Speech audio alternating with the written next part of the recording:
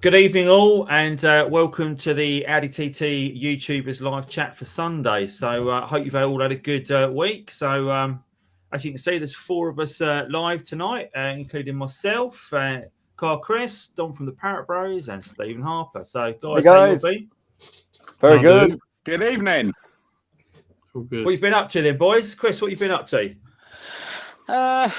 Not too much really at the moment. Obviously, last weekend was quite hectic, but I have found a little issue with my Mark 1 that I'm chasing at the moment. It's a cold start issue, which is a little bit annoying at the moment, but when it runs perfect. When it starts, it runs perfect. So I'm just looking into that at the moment. It's probably going to be something quite minor, a little sensor or something like that. You know, engine temp sensor or something stupid like that. Yeah, but okay. No codes are getting thrown up yet. But yeah, it's something I need to look into. Yeah, okay. That's good. Good to hear. Don, what you been up to? What have you not been up to? Trying not to get evicted for buying more cars. You know the Yeah, usual. we have seen pictures taken from the bedroom window. I think I'll class that as. But it's is that you taking the pictures, saying "Look what's coming," or is that your other half? No, I was I was sat in my garage making room for a new purchase, and the delivery driver, even after I told him not to, came an hour early. Yeah, maybe next time I just need to not give him my home address. I should give him like the postcode for the McDonald's around the corner. Head for here, then call me.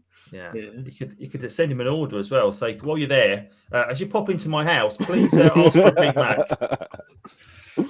Excellent. Steve, what have you been up to then over in Ireland? Yeah, it's been really busy here on the farm. We've been doing absolute loads, but yeah, recently I got to drive a self-driving tractor, and that was absolutely amazing. So like, we were just in the owner was here beside me, and like we were just driving, and he's like, okay, just slide the steering wheel away, put your hands up, just relax. And yes, it just drove to the other end of the field. You turn it around and you just tell it, right, drive home again, and it drives back up to the other end. The most go on, yeah. No, I was going to say, just to question that, you said you were driving a self-driving tractor. Well, sure, if it's self-driving, you weren't driving. Okay, maybe I was like the passenger. I was more sitting in it. Yeah, I was a supervisor. Overseeing. Yeah. Do you get many walkouts? They go on quite much.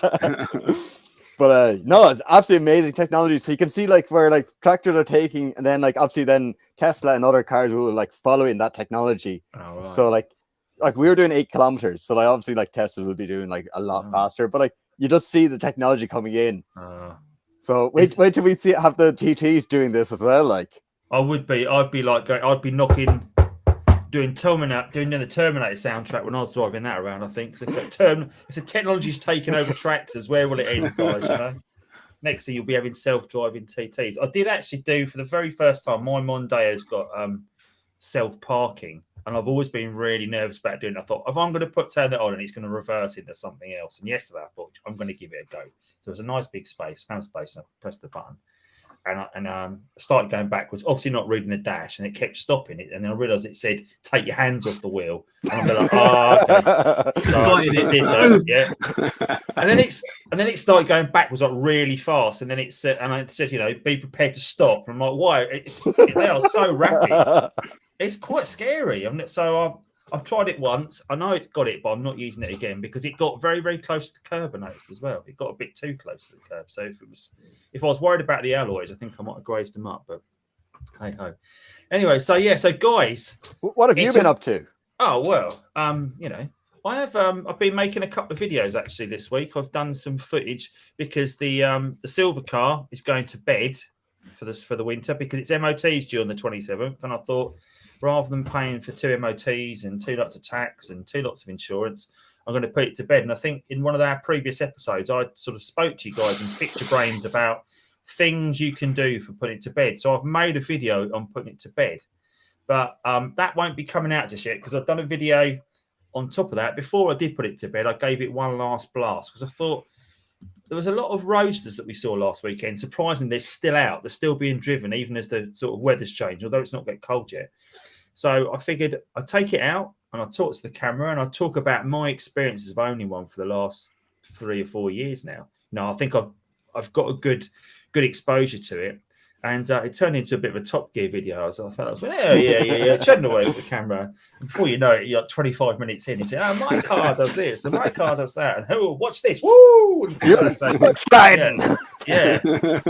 So, but that video is coming tomorrow night. Actually, so my review of owning a 225 Roadster, and I'm talking about sort of like the pitfalls and the sort of jobs I've done and what's involved in it, because I think it's quite good to share that with people that might be looking for one, because I've noticed the car prices seem to be, I'd expect Roadsters to be really dropping in price at the moment because everyone's like, oh, get them for the winter, and they obviously go back up in the summer. But prices seem to be all over the shop at the moment. There's some real hopeful people out there, and there's also some people selling things very cheaply. So, yeah. But prices are a little bit mad at the moment. Yeah. I mean, what's your... if we're looking at cars, what are your what's the cheapest one you've seen about at the moment, guys? What have you seen? If you've been looking, not that you've been looking to buy any more, Dom, but obviously, what was the cheapest one you've seen for sale? I keep me pulse on the market, Yeah. I about £1,000, 1,200 quid for some ropey ones. Yeah. I mean, there might be some non-MOT jobbies, but it depends. I'm not really looking hard. It was just kind of what's popped up, but yeah. I've seen some where you look and you think, oh, what's this? That is £4,000 or whatever. You think, oh, this must be tasty. You go in and you're like, no, that's just a £4,000 TT, nothing special. V6s are cheap at the moment. Yeah, so Wayne's just put a comment up in the chat actually talking about that. He said that there's a 3.2 manual earlier, 98,000 for 2.5k. Yeah, I looked at that. I looked at that as well. There's got to be something wrong with it. Yeah. If there's not, it's a bargain. Yeah, it's a cheap car. But I found I guess that people love their cars like we all do, and they really like their cars. But when you come to sell it, you've got to sell the car. You haven't got to sell your experiences with the car. And I think people are trying to ask maybe for really strong money because they feel that the car's worth that. We know cars are worth a lot of money, but you've almost found the same car with the same mileage one could be £4,000, one could be £2,000. Yeah. It's crazy that there's such a gulf in price at the moment. Yeah, I mean, I've seen a rise in like what they call the low milers. You know what I mean? Yeah. Which is random because you think, where have they all been? But I've seen a few. They haven't been driven. Yeah, clearly. But like Mark Ind, the guy with the two QSs and the black convertible. Yeah. He put a black V6 convertible manual, which is ideally the perfect car.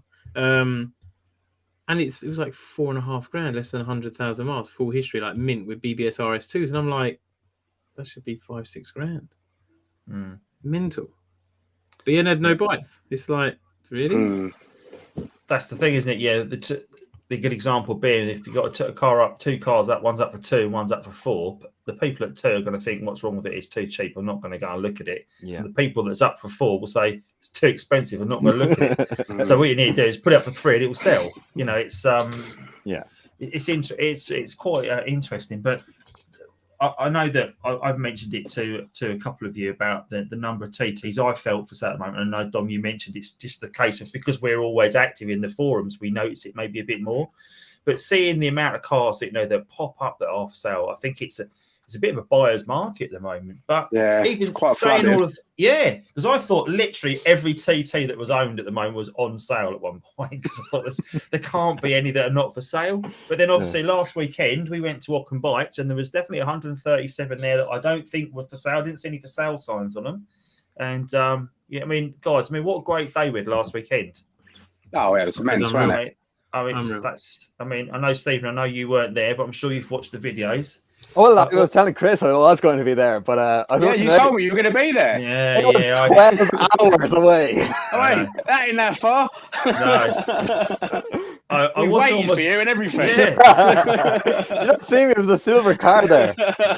Oh, you in the silver one? Yeah. The rare colour. I did nearly get roped into Stephen's joke when he sent me a WhatsApp on Sunday morning saying, "Tell Chris that you just see me over the back." But yeah, but as a distant participant, let's say, what was your thoughts on the videos? Not on the quality of the videos. I don't want to. But, they're always awesome, like. Yeah. Oh yeah. But what did you think about the cars that were there? I mean, it's just mad, isn't it? Like, like we've organized us, some Volkswagen and Audi like meets, and like just by chance there'd always be 3 Audi TTs at it, and then there'd be like loads of A4s and all the other stuff.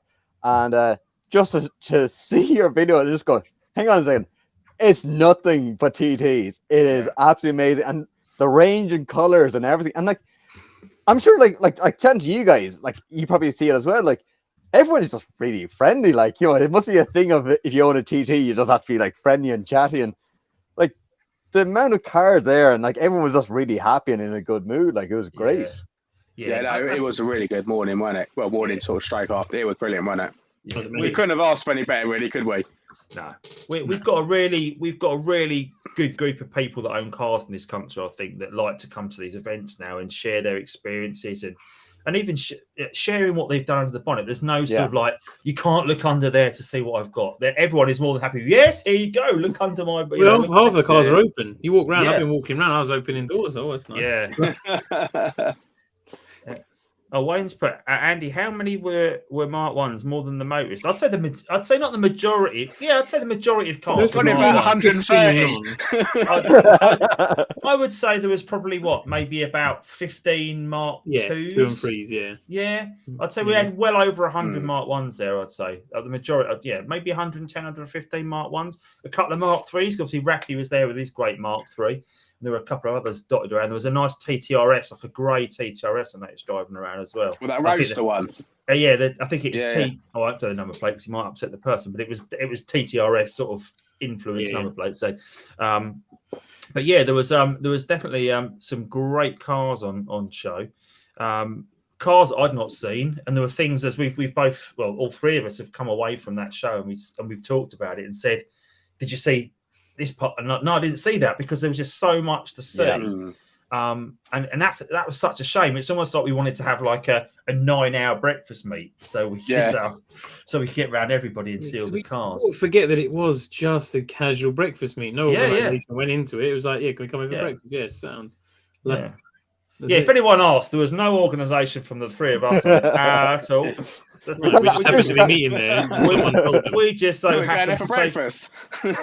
Well, all three of us took our dogs for a walk that we don't own, and we all turned up, and there was another 134 other people without dogs, and we just all spoke. What a coincidence seeing you all here. But yeah, it was great. There was some real cars that I'd never even seen before, like that Papaya / Imola crossbreed. That was originally a Moro Blue. I mean, I've never seen that before, and that had some serious work done there. And that was nice. I didn't look too closely at that one, but I know, Dom, from your video you did. You had some great bits on that. He sent me messages ages ago, and he's like, "Oh, do you reckon this body kit will suit? This will suit?" And I said, "Mate, it's a nice because the way the body kit is on him, it sort of follows the lines, and it's got that sort of really smooth look about it." And I was like, "Yeah, mate, that's gonna hang on." Fair play to him. Yeah, he done really well. It does look nice, that one, wasn't it? Yeah, absolutely right. And it's nice to see Jason Casey's white one there again. I do like that. I've only seen pictures of that, but that was great to see it in the flesh. Yeah, it's beautiful, isn't it? Yeah, absolutely. What was your highlight, Chris? It's probably just everyone there, really, just like the whole community coming together, really, and just sort of seeing everyone, and seeing different ones that we haven't seen before at other meets, and as Steve said, everyone just seems friendly, as it did come to us in the video, which was pretty much what it was like there. Everyone wanted to chat, show you what they've done and stuff like that, and it was, you could have been there literally all day. I didn't even make it into the overflow car park. I think Ben's mentioned on there that he didn't even make it into the overflow car park, so I didn't even get to see what was over there because there was so much happening in the main car park. Yeah. But no, it was absolutely brilliant, wasn't it? Yeah, absolutely right. Yeah, I just noticed my chat messages aren't appearing at the bottom of the screen, so I'm going to have a look at why that is in a minute, because that's that might need a bit of an adjustment. But looking through the comments, Wayne's asked any thoughts on where next venue will be for next year. Yeah, we do have a few irons in the fire, and we are sort of in negotiation now. But I think we've realised that if we have something along the sort of scale of Ockham Bites, we need to find somewhere with a bit more parking, because we literally did max that out. It was completely full. So we're going to look at a few places, and hopefully we can get something together. I think it's more likely because of the places we can go and check out and visit, it's more likely to be around the M25 towards the south somewhere. But appreciate there's a lot of guys that made the effort, and and thanks to you all again for making the effort to come down from up north last week, because that was just definitely a fair play to you all. stellar effort. And even from my Welsh compatriots, well, they made the effort as well. So a big nod to those guys for coming out too. But yeah, we are looking to see what we can do. It just totally blew our minds, I think, really, just the scale of it. I think when we sort of had a little, not a wager as such, we sort of all said how many TTs we think we're going to get. we were all between the 80 and 100 mark, weren't we? Yeah, and we were, and how out we were by that, really. It was crazy. So. The problem was the car park started to get full, and I was looking around going, yeah. crap. It's not even 9 o'clock. 8 or 10 coming in, it's like, Oops. Yeah. It was quite surreal, wasn't it? Yeah, absolutely right. But lads, I just want to say, well done for getting the videos out, because like I've like recorded stuff like from other events, so like it's still sitting on my phone ready to be like edited. It's like within like a day or something, or in a few hours, there was videos coming up. Like, so well done to like just recording it and just getting the videos out. Well, I think Chris has been driving one of his self-driving TTs home, and he's been editing the video on the way home. He gets home and it's straight on the channel. So I'm going to put mine out in the next 10 minutes, and it was up. It was amazing. So yeah, I think when I was walking around filming, I was filming it as I was sort of knowing how I was going to sort of edit it, and I wanted to make it sort of quite sort of raw as well, not like put too much into it, just pretty much to show what I could see really on that morning. So it wasn't too bad to edit, like a couple of hours and it was done. Yeah. Oh, well done. Yeah, it was good effort. I had a 3:30 in the morning finish editing mine on Sunday night, Monday morning. Yeah, mine was similar. Was that pre-arranged, or like it was just by chance? Or is damn, Chris has gotten it. I gotta get mine out. No, well, Chris is always first. Chris always finishes first. We sort of have a thing as like, oh, Chris is going to go first, and he's normally like second, and I normally do mine on a Wednesday. Yeah. Just how it is. Yeah. The thing is with the breakfast meets, obviously you're there in the morning, early sort of afternoon. So by the time I've got home from that, I'm not going out to do anything else. So I might as well do the video. And I wasn't too sure whether it's going to anything else for the weekend already. No. Exactly. I mean that was it done. I mean, I've already got another video already done, which I actually postponed to this week coming up because of the Ockham Bites one. So yeah, I've got one coming out this week. But yeah. Excellent. So what with regards to what's coming up this week, Chris, are you able to give us a bit of insight into what this week's video is going to be? It's just another upgrade on the Mark 1, just sort of another sort of weak point, especially where I'm sort of like going for the stage 2 sort of route on the car. It's just something else that's going to help with that. Okay. And what day have you got that coming out? Do you know? I was going to go Thursday, but I might go Tuesday. I don't know yet. I seem to be doing Thursdays at the moment. Then apart from Ockham came out, obviously on the Sunday, which then sort of mucked up my every Thursday sort of thing that I had been doing for the last few weeks. So I don't know. It'll be out Thursday at the latest, but maybe Tuesday. Okay, great. So keep your eyes peeled, guys, on the channels for that, for Chris's video. Dom, you got something lined up for Wednesday, I expect? Not yet. All right. I've got about 100 things I can film. It's just we'll see what happens this week. There's a lot to film. Okay, and Stephen, you are Mr. Saturday Morning, aren't you? So, I see your little meet with your friend with the red one on. With James. Yeah. Like, got chance. Well, it was like obviously like taking over from TT meets TT. I was at a car show and just went. The poor man, he does not do film. He does not like do YouTube. And as you went up to him, I'm going to film you. Is that okay? Before he got a chance to say no, like, right, let's go. And you could hear him. He was just like, no, please don't. But he was a very good sport about it. And like, he was like chatting to me about, like, he has done so much to that TT. Like, it would start off at a 225. I don't know what horsepower it is now, but he had like splitters. He had engine work done, air ride suspension, so much done to it. But a very, very good video. Or good car, I should say. But my current next TT video, I'm losing coolant and I can't figure out where. But Right. I think I've narrowed it down to there's the coolant temperature sensor. There's a little O-ring that fits around it, and I think it's leaking out Super of that. common.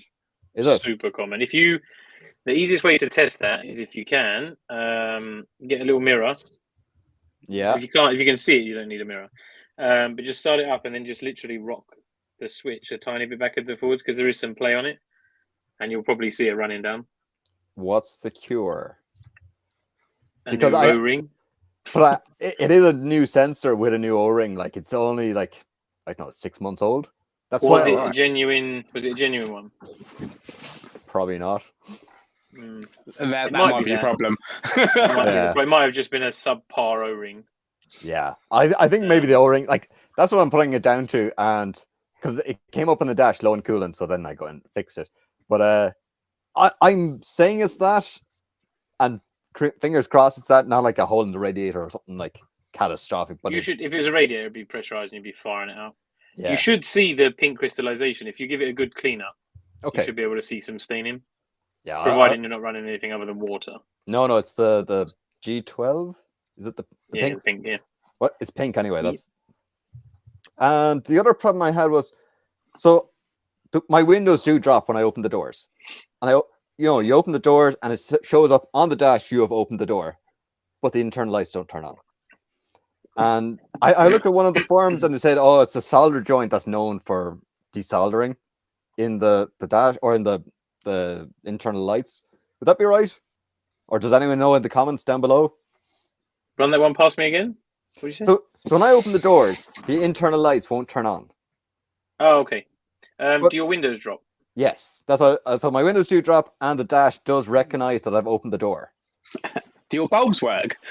No, so when you press the two side ones, they work normally. They do light up. Does the center lamp work? No, but when you open the door, all three of them should light up anyway, and they're not. Do you know, I can't say I've ever really paid attention. I normally turn mine off because I don't drive my cars enough, and every time I open it, I think, oh, I'm making the battery flat. Shut the door again. Yeah, all mine will come on when I open the doors. Yeah, Ben says his has a weak solder joint on the light as well. I press it and it comes to light. Okay, well, that's what I'm thinking. It's a solder joint. Okay, so there you go. Just to point out, guys, I've actually got the comments working again now. Hey! So they are working. So There we go. I will be posting them up at the bottom. So I presume as well that in the comments, guys, I guess the feed is working okay tonight. You can hear us. We are moving. It's all like lined definitely up. moving, isn't it? Yeah, well, that's always a good sign. So yeah, I'll see a few suggestions for the for an upcoming meet. I see that Wayne's put there that Paula in Leicester. He's asked her to find a venue and try and get us to come up. So we're always interested in coming up to different events, Wayne. So yeah, if you can find a venue. So Dom's I have got us a venue in Leicester. We just need to talk some dates with the person, and it's a gravel car park, 500 cars, food van. So it's just a case of trying to suss out some weekend dates. But I just thought the weather was probably going to be garbage for the next couple of months. So. Yeah, I think anything that we're looking at that's got, let's say, non-tarmac surfaces, I think is going to be. I mean, even like Ockham. I mean, there seemed to be like a moon crater that appeared as you drove in this time. Yeah. There were small children at the bottom trying to crawl out of, I think, at one point. But it was until the AA recovery truck came along and parked over it and then abandoned his for his breakfast. But yeah, I think we'll get together and we'll talk some dates for next year as well. We're going to get some stuff up on Dom's calendar ready for next year as well. So so you guys are all aware. I was going to put an events video out last week, and I just literally ran out of time because there was an event yesterday which I've seen a few pictures about online for the Caffeine in the Machine. Looked like it was quite a good day from what I can see from the pictures I've seen. But yeah, so we are talking about arranging a Battle of Hastings 2, and I'm going to drop the Route 1066 an email this week. See if we can get it in for. I think we're looking at doing it the 3rd of December. It's not official yet, guys, but we're looking around that date. So gives Chris time to get his upcoming duties done, and so we should all be good for that. Yeah, and we do obviously need to sort out our our little road trip to Ireland. We've talked about it Yeah. many The times. but we need TT to, takeover. yeah. So we will bring the TTs to Ireland next year, I think. So we need to work out when would be best for you. We need to avoid harvesting time, obviously. And time. Like So, obviously, like. so if you can send us some dates that would suit you. Although you do have it like driver's license, so I could like send you off like driving tractors for the day. Well, they drive themselves, don't they? So we don't need to drive. We'll just be supervising, Stephen. Yeah, you just like, sit around like this all the time, Chris will like. be editing a video. Yeah, exactly. Yeah. I like the sound of the one that makes you cups of tea. Is the one that actually makes the tea. You can provide your own tea. That sounds great. So yeah, it's so I think we get some dates in the diary, and I think that's the importance of Dom's calendar really on the Parrot Bros website, just to keep you all updated, because I know that the feedback I continually get at meets breakfast meets, is not shows, is from people that watch our channels, that they all say this is my main form of social media. I don't have Facebook, I don't have Insta, I don't have Snapchat, I don't have TikTok, although you should do, because I've noticed there's a few good TikToks about the moment. The Parrot Bros has definitely had a few TikToks out in the last week or so, down with the kids. So yeah, if you get yourself on, if YouTube is your main way of getting in touch, so but it's definitely worth checking out Dom's calendar, because we are going to put all our events on there. So I mean, Stephen, when's like the big sort of VAG sort of shows over in Ireland for next year? So maybe we could get a stand over there. Actually, and like, get like 20 or 30 TTs come over to Ireland, and we can have that stand over there. I think that'd be pretty cool. Yeah, so like at the end of the summer is like that's when I really got sunburned. That's a huge big car show. Like it's all vintage cars, but then they said like, you know, from 20 years onwards they let cars in. So we could go to that, and that is a huge venue. Otherwise, there is like loads of Volkswagen shows on during the year, and obviously then there's Dub Shed. That's up like in April as well, and that's up in Belfast, and that's a massive VW show. okay. So that'd be pretty cool, wouldn't it? So when you have your shows in Ireland, and you've got your classic shows, does it tend to be mainly Irish registered cars, or are there cars in the UK that come along as well normally? To the VAG shows, sometimes lads will come down from Northern Ireland, so you'll see like the Nordy Reg, but it's majority is just all Irish cars. Okay. Right. So we would be a bit of a novelty then if we turned up. They'd be like, what are these If guys 130 TTs turned up, it would be a novelty my goodness. anywhere. Oh my goodness! Can you imagine that, getting on the ferry?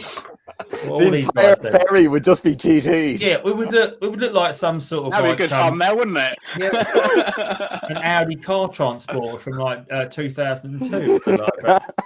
But yeah, I see that Chris Johnson's put there. Anyone fancy a catch up at Le Mans next year? It's the 100th anniversary. He's taking his TT. So, well, I did notice he was testing the water. He still got it. Yeah. He was testing the water. I did see that. So, well, we'll have a chat about that, Chris. Maybe. So, see if what could be lined up. I know that the Ring is calling me for next year. I think at some point. Yeah, well. I think we've got to do that Got one. to be done. Yeah, we're going to do that. I think we should arrange it so that we say, look, hey everyone, this is what we've booked. Should you happen to bump into us at this location, this is where you'd book it. Indeed. On what date? Yeah. And we'll just happen to book it there, but we'll all accidentally meet at Calais and drive in convoy to that particular venue. Meet at Devil's Diner to all tap in at the same time and convoy around at 30 miles an hour. Yeah, absolutely. Annoy the locals. And what else have we got? Don't make the Leicester meet next year in July. I'm on holiday sometime of that month. Yeah, I think you're always going to find that, Dean. There's always going to be meets, and trying to arrange meets around people's holidays is quite a struggle, but we'll do our best on that. When's Vorsprung? That's somewhere. Yeah, I think that's July, 16th of July. Yeah, I know that was coming that's up. Midlands, so, isn't it? Yeah, that's going to be quite a big meet, I think, isn't it? We try and get a stand there as well. We've got a stand, yeah. That'll be a good one, isn't it? Yeah, for sure. I think next year's going to be very, very active, isn't it, really? If it's anything judging this year by, I think it is definitely going to be very active. But it's, I think this year has gone from, I mean, if you think back that the three of us we had that meet, didn't we, round at the services. Was that last December we did that, or January time? Might have been January. With the three of us just met up. Yeah. Yeah. I mean, and from there, it's it's gone bonkers this year. But It has. But yeah, who would have thought?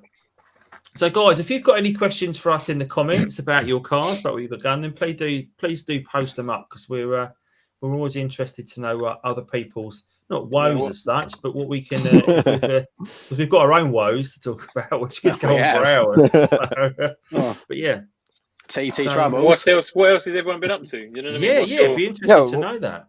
What about you, Andy? What have you been up to with your now, aren't TT? we? I've been giving out lots of cards. Yes. That's right, Chris Johnson. Yeah. So obviously I'm a fan of Wrexham Football Club, Wrexham AFC, and I tend to go to quite a few away games, particularly in the south. And most of the stadiums tend to be in like housing estates, so you end up parking your car in a housing estate. And the first thing I do when I'm walking away from the car is I'm scanning for TTs.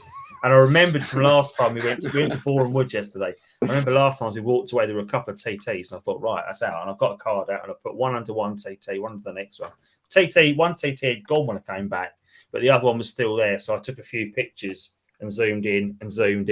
So in the end, it was like you could read the writing on the card near enough. So I'm waiting for someone to come out and give me a clip around the ear hole and say, "What? You get away from my car!" But no one does. Or I'm waiting for someone to go, "Are you Andycharger?" But they're definitely not going to be doing that one. They might recognise the glasses, maybe.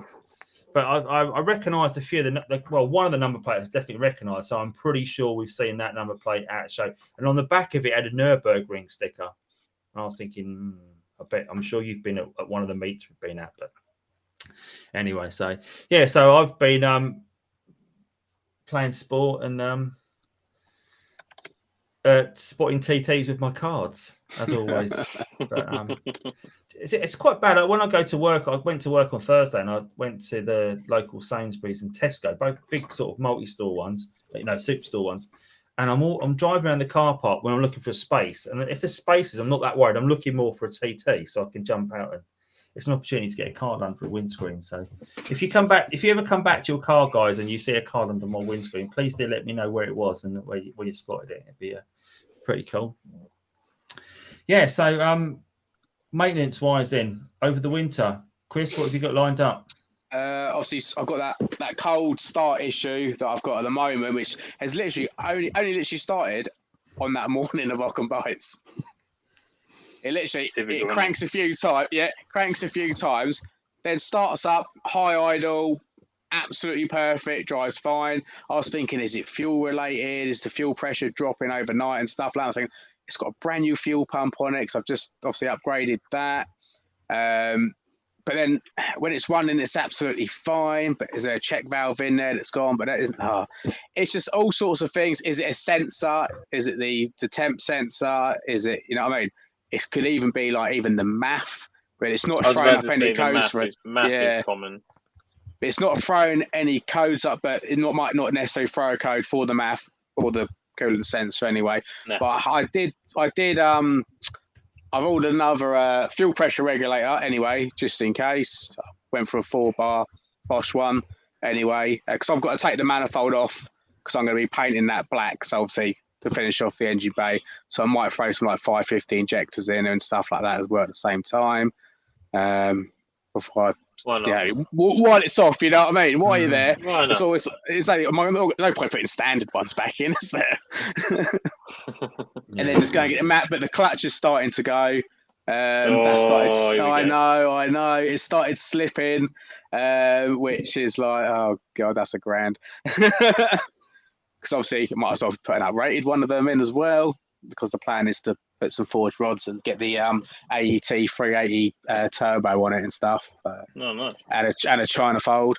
That is the plan, the long-term sort of plans on it. So over the winter, I might try and get all that done. I'm actually using the Mark 1 as sort of a daily at the moment. Well done. I've got it at home at the moment, and it's got the most fuel in it. So I'm just using that one. All the other cars are slowly running out. So it's definitely a multi-car owner, isn't it? Thing. Yeah. Which cars have the most fuel in? Well, the Mark 2, I think, has got about a quarter, and I'm sure that the Mark 1's got just over half a tank. SJ won't let me use her new one, which I just got her, and that's got nearly a full tank in it. And the Merc's down to quarter of a tank, and the X5's up for sale. So, yeah. use the Mark 1. And do you know something? All my cars are also, apart from the Mark 1, I actually quite enjoy driving the manual at the moment as well. Yeah, I'm actually the other way nowadays. So we've got 4 cars at home, 2 are manuals and 2 are autos. And when I took the 225 out, I didn't mind that, but then it's such a ball ache. I'd much rather sit behind an auto and just press the pedal. I get in the 3.2. It's just like effortless. Put your foot down and it goes, and it's just like But I see that Wayne had asked there, who has got a 3.2 subframe for him, please? Now I've obviously just done the subframe on mine, the front subframe, and they don't make them anymore. That's one part that you can't get for love nor money. Well, I've seen a couple of places that are selling it on a website for £1,000, brand new, all stamped up, which was like crazy. But they don't actually. You can't get them off the shelf at like Euro Car Parts or somewhere, or even various sites in some of the German sort of websites. What you say? Audi not doing them anymore? No. So you can't even go to TPS and get one, no? No, can't get them. They don't. Even if you could, they're nearly £1,000. Yeah. That's stupid. Yeah. 180 quid or something. Yeah. So that's crazy. So I managed to track one down, although mine isn't OEM, but I tracked it down from a breaker in Wales. So Mark Stanley managed to have one for me. So Wayne, if he breaks quite a few things, and I know that I also raised that to Jason as well, because I know that he breaks them. And Dom put me in touch with a couple of other people as well, who came back to me. I think one did and one didn't have one. So if you drop me an email, Wayne, I'll put you in touch with the guy that I think did have one still, or get in touch with Mark, he might have one as well, or Jason again now. Jason might have now, because he's had a couple more come in. Yeah, but it's one of those bits that when I put my car in for MOT, I was a bit dubious. I thought, is that hole meant to be there? Is that a screw hole, or is that actually a hole? I put some hammer on over it anyway. Yeah, and obviously, no, that hole wasn't meant to be there, and they spotted it and said it's got to be done. But luckily, the guy at the garage is a really, really good guy. He's also a TT owner. He's got a 225, and he did a bit of ringing round for me, but he didn't come up with anyone that could get one. But when I got the part that came in, obviously I was advised to get it powder coated, and I took it to the powder coaters, and I showed him the and Mark had said it's only a couple of years old, this subframe, and I was thinking, okay. So when it turned up, it had a bit of like surface rust around the joins and stuff, but it was painted black still. It said the paint on it, and I took it to the powder coater, and he said, you're gonna have to take it away and have those rubber bits pressed out, because it still had the bushes. The bushes in it. I said, okay. And then you can bring it back. And then his mate came along and he said, what's that then? I said, well, it's a subframe. He said, well, what have you brought here? I said, well, I want it powder coated. He said, why do you want that powder coated? I said, well, because I want it to last a bit longer. He said, nothing wrong with it. I said, really? He said, honestly, that's fine. So I took it back to the garage and I showed him and said, what do you think of this? And he went, oh yeah, that's fine. We can put that on. I was like, well, you're the one that told me to get powder coated. But he, it's all on the car now. And although it's not OEM, it hasn't folded itself in half, if it was a good sign. And it's did it fit all right? Well, I didn't fit it, so I presume it did. Oh, you didn't put it on? Oh, right. No. Yeah. But he obviously did he did say that the some of the bushes needed doing on the arms and stuff, so that I think it will go back and have a bit of work done. I might do it myself, but what about the content, Andy? I know, but video content. I know, but there's a lot of people on Facebook I notice on a daily basis are putting up, I've just done the arms on my TT, and I think, well, wow, there's a lot of people really doing that. So I'm not sure. I think it's one of those jobs maybe with for real beginners like me that are doing jobs. It makes me like the subframe. I reckon I could have unbolted it, maybe looking at some other content that's out there, but whether I could have got it back on. But then you need it tracked, and you know it's a lot of yeah. I'll be honest, it's worth paying someone to do it. I've done it on Tom's on the floor of the garage, and it was vile. Thank you. There you go. So I'm taking it from Dom. If Dom says it's good to get someone else to do it, I'll get someone else to do it. So maybe the arms aren't too bad. The arms aren't too bad. Okay, but the video will be how to change a subframe, and it'll be a video of me driving to the garage talking about it, leaving the car at the garage, and then going to pick it up. Maybe having a cup of tea in your self-driving tractor. That's it. But, yeah. So yeah, see a few of the guys are talking in the chat. So Chris is asking how many cars has Dom got at the moment at home, but obviously that's You can all guess because even I don't know the answer to. Okay, yeah. It's a number between 0 and 112, I think. So pick your number. Gary Petty says he uses his 3.2 daily. Love it. Yeah, absolutely do. Yeah. And we sold our Kia Sportage last January because it wasn't getting the use. So we've essentially got two what I'd class as drivable cars on the drive. So my daughter's got a Fiesta which she's learning in. So myself and my wife just swap between the Mondeo and the 3.2. Because looking at the price of fuel at the moment with unleaded and diesel, it's almost cheaper to drive the 3.2 petrol than it is to drive the Mondeo diesel. It's crazy. Yeah.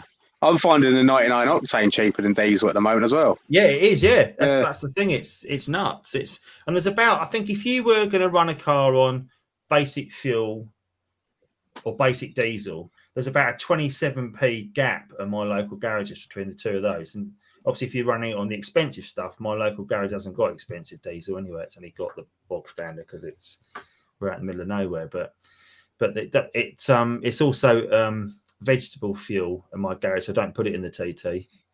It's this eco. So it has the posh fuel, but it's the E5, but it's vegetable fuel, so I don't know how it even works. And it's 97, so it's not even got the 99 poke. So I drive it to Stapehurst and put the big stuff in. Much better. Yeah, Chris Johnson runs his on 99 Tesco, and it's there. Yeah, it's I used to always use Shell, but I've obviously started using the Tesco's 99 because it's a lot cheaper than V-Power. Yeah. I see. Rich Dodman put the 80 down. I see that you've done your rear arms. I saw that on Facebook. So yeah, and help with a good mechanic. I think that's always good. I think Rich, you're the guy that I nearly tripped over that tree stump at Ockham last week and sat in front of you and thought, so if I remember rightly, that don't put 95 on in. No, don't put the cheap fuel in the TTs. They are built for the executive fuels, I think, for definite. Yeah. Shell V Power only for me at 199, 8,000 miles so far. What 8,000 miles at 199? How many miles per gallon you getting? That's about at the moment. I reckon that's costed. Oh, that must have cost you about. Well, I think it's working out crazily at the moment about 30 odd pence a mile. I think about 35, 40 pence a mile. I think I worked it out to be at the moment, which is a lot. Yeah. Oh, 178. 178. Yeah. Oh right, yeah. I get what you're saying now, Wayne. Yeah. Oh right, yeah. I see Peter Loden's always put about my subframe there as well. Put a screw in the hole fixed. Yeah, I don't think it works like that. But maybe it does. You need a pretty big screw, judging by the hole that was in the subframe. It was fairly large, but loads of chewing gum and just black hammerite it afterwards. Yeah, a hammerite's a wonderful thing, isn't it? So bit of chemical metal in there, mate. Yeah, exactly. Yeah. Bit of epoxy weld. No one will ever know the difference. But I was quite surprised though, because when I had that car, I've had it a year in December, and I did take it to my mate with an MOT station. That he went round it, and I said it said about corrosion underneath. He was like, no, bit of hammerite, be fine. Obviously, we didn't look too closely at that subframe, so I doubt it would have gone from no, it's all right to there's a big hole in it in a year. It was pretty rotten. But I did think that might have been the reason why the car was cheap. But I'm touching wood. And that's had it for a year. That's my table, yeah. Yeah, exactly right. It's only cost me a subframe so far, so it's even if it not if it did drop dead tomorrow, but it's done me all right. It's done me 5,000 miles in the last year. That's good going. So, yeah, so I think I've only done 1,000 miles. My Mark One. The silver one's done. I think it's done 350 miles in a year. And if really? Yeah, and if you think some of that was driving to Brighton and back. So that was the longest journey we've done in it this year. We've not really been. I've been to Chelmsford and back in it as well. So that's about it. It's just dotted around the town. So I have to add all of mine up and then divide it by the amount I own. 3 miles in each TT. I've done 3,500, 4,000 in the red one because obviously we've done the ring that was nearly 1,600 in one go. But the blue one, probably 100.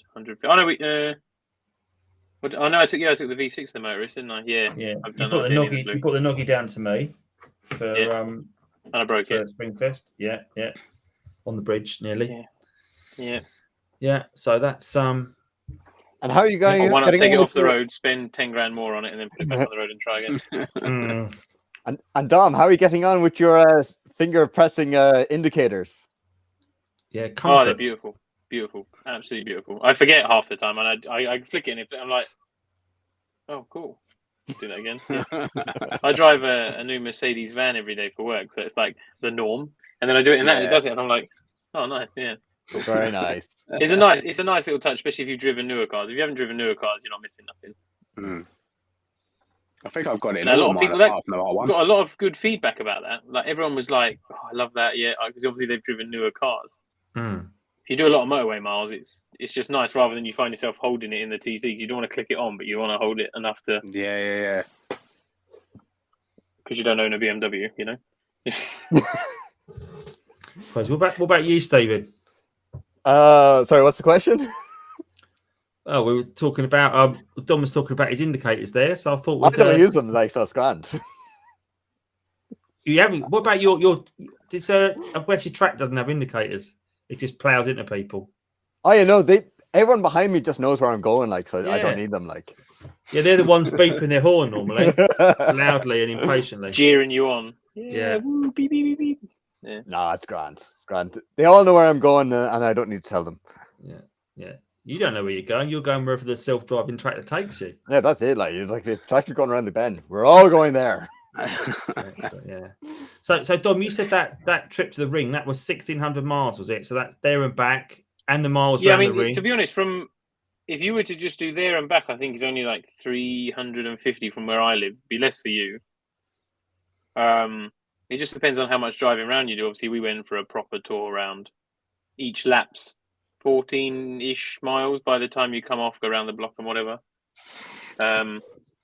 It's actually longer Scotland. I mean, we did nearly 2,000 miles when we went to Scotland and did the North Coast 500. Just because it's 500 or 600 miles from Hemel to the Highlands, you know. So that's actually worse. It'd be quicker to go to Germany. So how was that? Anyway, the North Coast. Have you got a video coming up on that? No, I didn't do a video this year. I done one last year, and I thought, do you know what? I'm just gonna enjoy it. I took all my camera gear and filmed nothing, other than a few spirited drives. But I'll just say, I mean, 8 hours of driving, our average speed was like 65. So yeah, good going. Not bad going, mate. Not bad going. Good going. Not bad going. It's not motorways around there. Yeah, we literally did 3 days of just spirited driving all day. The roads every single road is just amazing. Views, the way it drives. How many tanks of fuel did you do?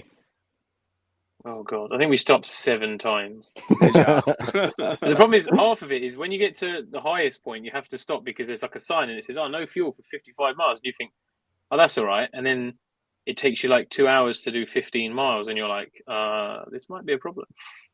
Because obviously the way the road is, you're like straight up to 60, straight down to 10, round a hairpin, and then it's like, yeah. I think living in the south, we don't realise. Obviously, it's in comparison, it's fairly flat. But when you're driving around up there and you're going up and down those sort of hills that are in Scotland, and you get to the top one, and it's got snow gates at the side of the road that are shut, and you think, wow, so they obviously have decent weather here. Now you see cars like slipping down the hill. Car where they're sat in a ditch, like. Crazy, yeah. That is absolutely mad. So I did notice back up there that Ludwig Sandstrom had put that he'd with his car make the 2,000-mile round trip to come to the UK. So Ludwig, whereabouts are you in the world? I guess he's Sweden. Yeah, I was going to say with a name like Sandstrom, it must be. He wants to come to Ockham Bites next year, I think. All right. I'd say get there early.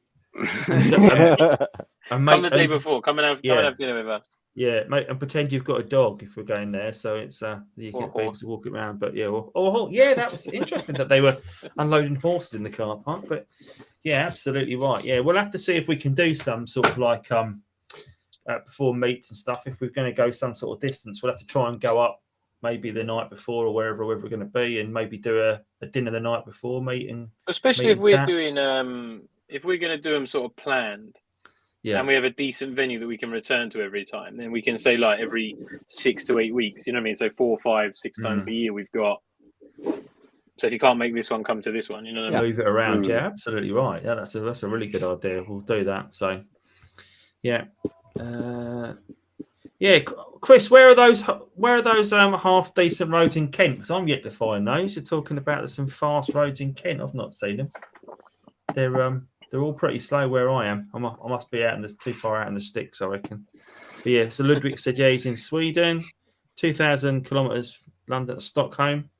Yeah, so if you got to the UK, Ludwig, I'm sure we would come and find you. We'd make sure we come and find you and introduce you to the TT world in the UK.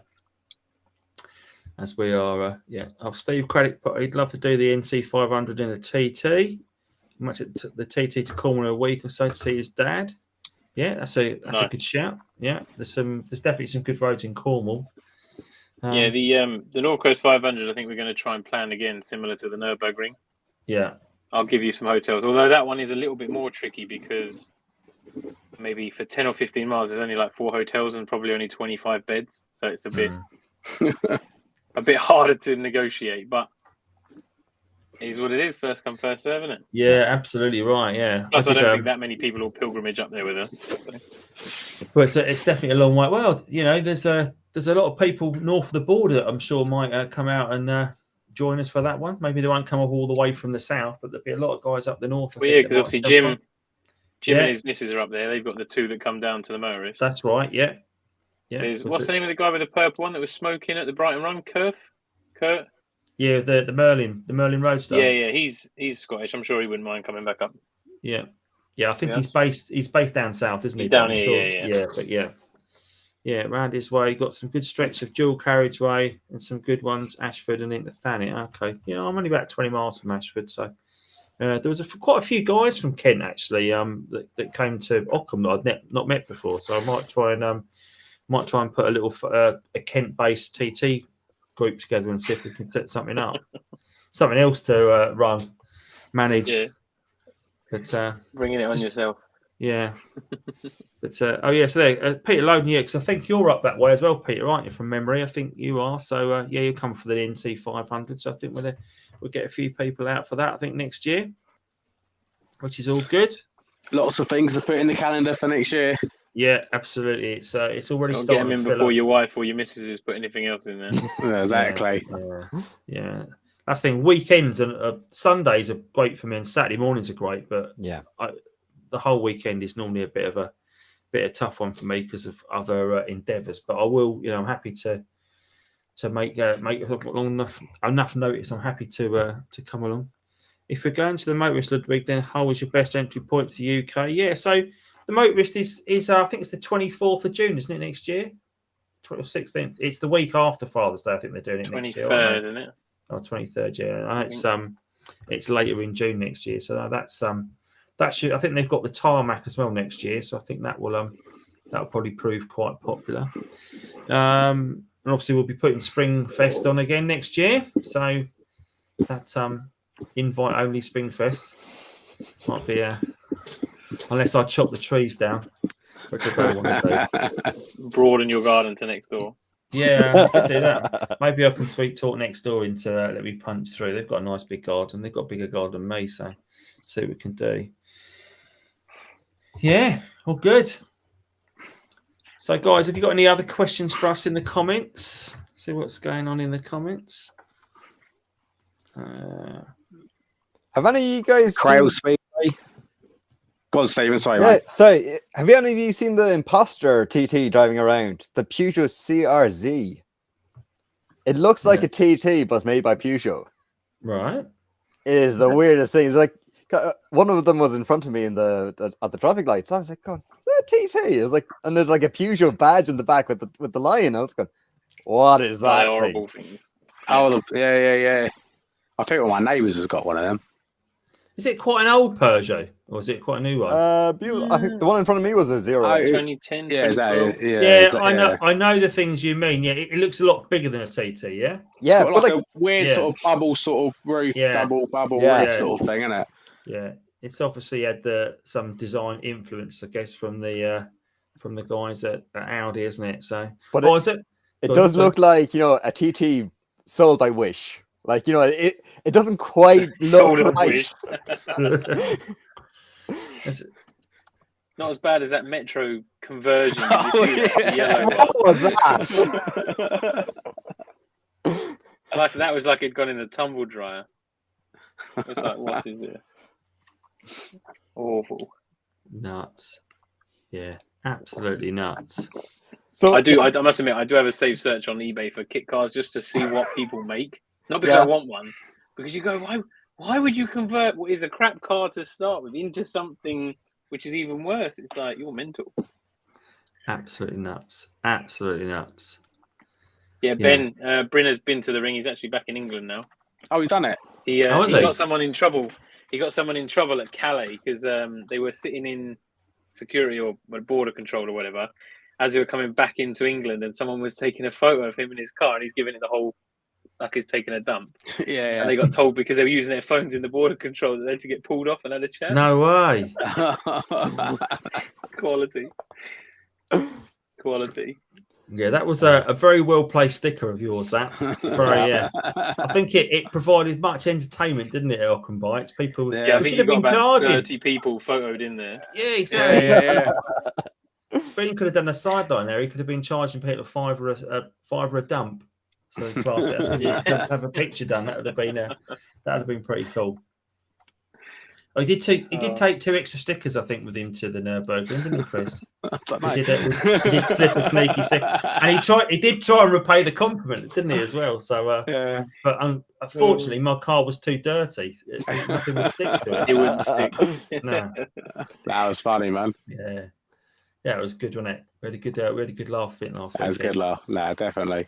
But yeah, I came back and I was telling my wife about, oh, we did this, and she's a bit like, oh, yeah. And then we did this, and then we did this.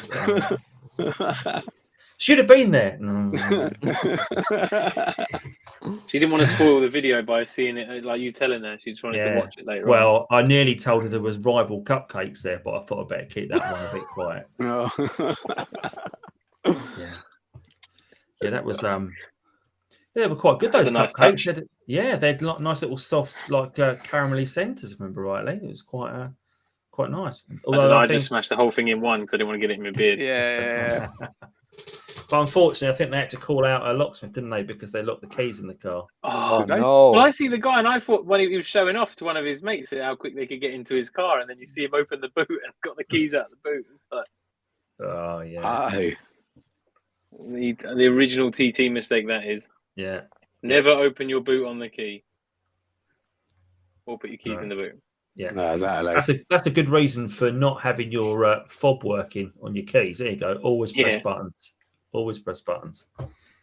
But is there self relock on TTs? Is that an option, or because mine doesn't do the self relock?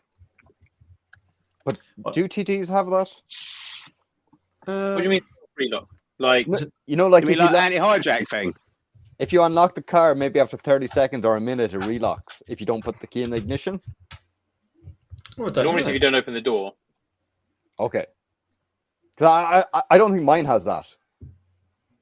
I only found out mine had it because I locked my key in because I opened the door, unlocked it, opened the door, put my keys in the ignition but didn't turn it, shut the door, and because my door micro switch wasn't working, it just locked and I just heard and I was like, oh no! Dun, dun, dun, dun. Yes. I must have, when my key's in my car, and I've only got one key for it, so it's like if I park, I've paid it, I'm just nipping out to get back in it. The door's left open or the window is down. Yeah, you know, always. Yeah, you got it. You got it.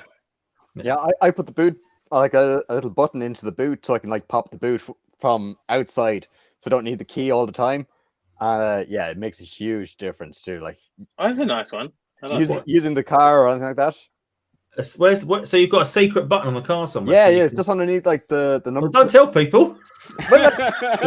When I lock the car, it deactivates, so it doesn't work. Okay. So only when you unlock the car, it activates. But like, yeah, because I'm always kind of paranoid that you're going to leave the keys in, you know, especially when you're working on these cars as well.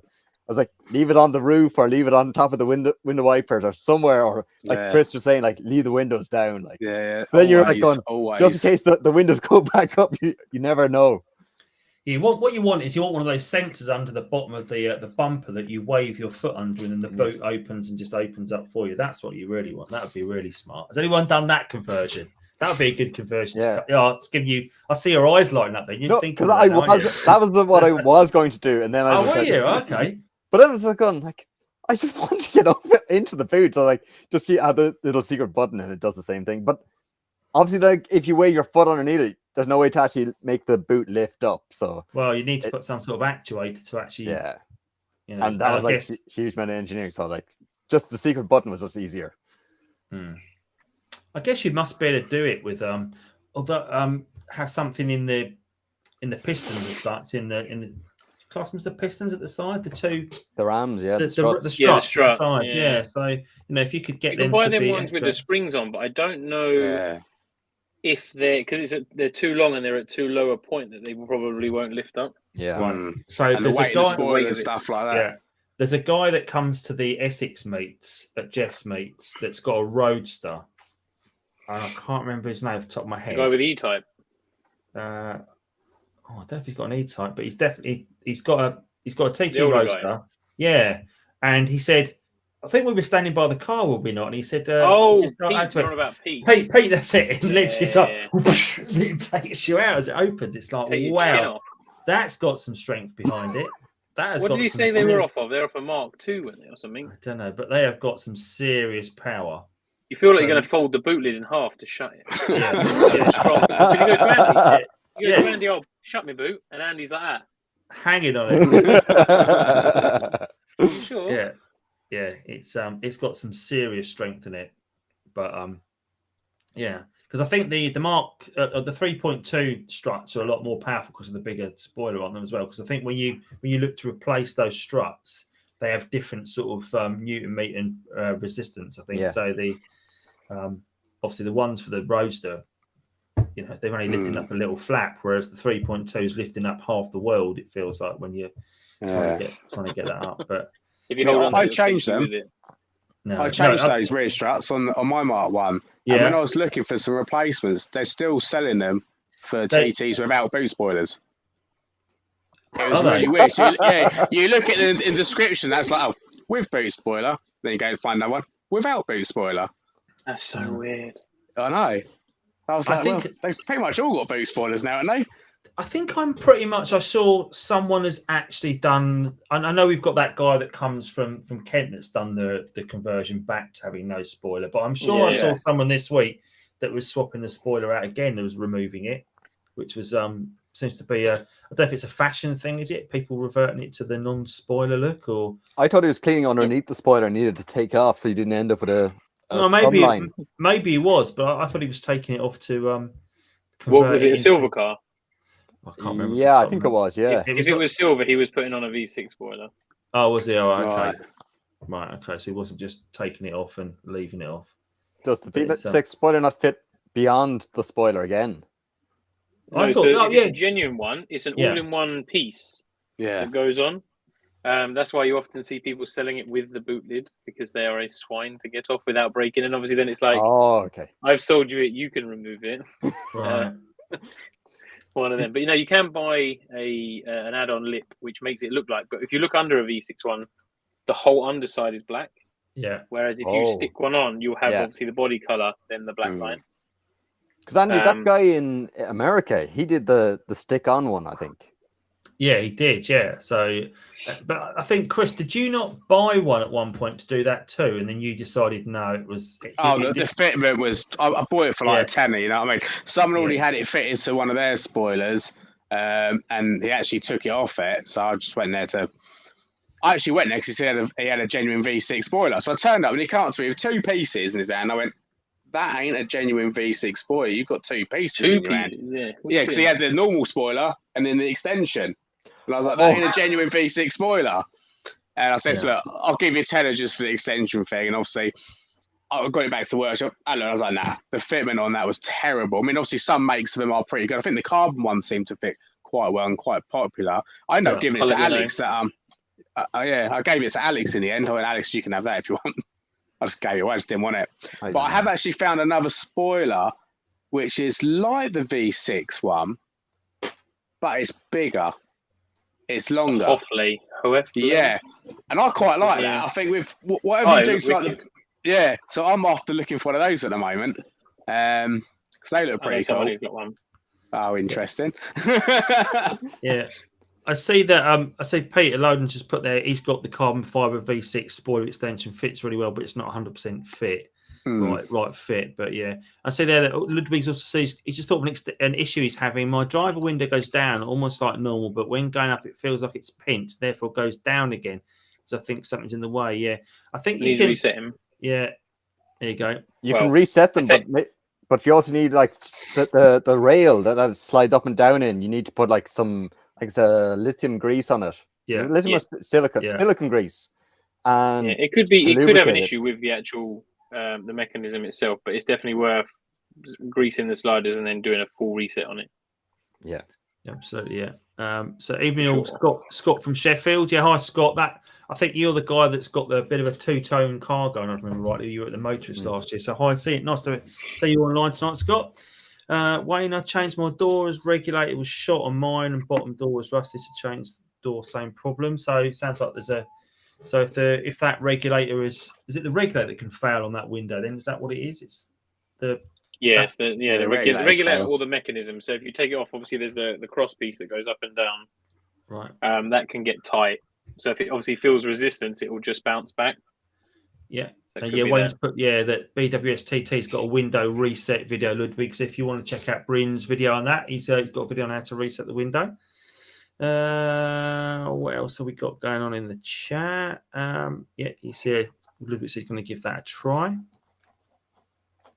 Oh, what was I going to say? I was going to say something about your spoiler, Chris. Oh, I know to say spoilers. Obviously, there's only one I've seen, and that's Matt Census's one that goes over the fuel cap.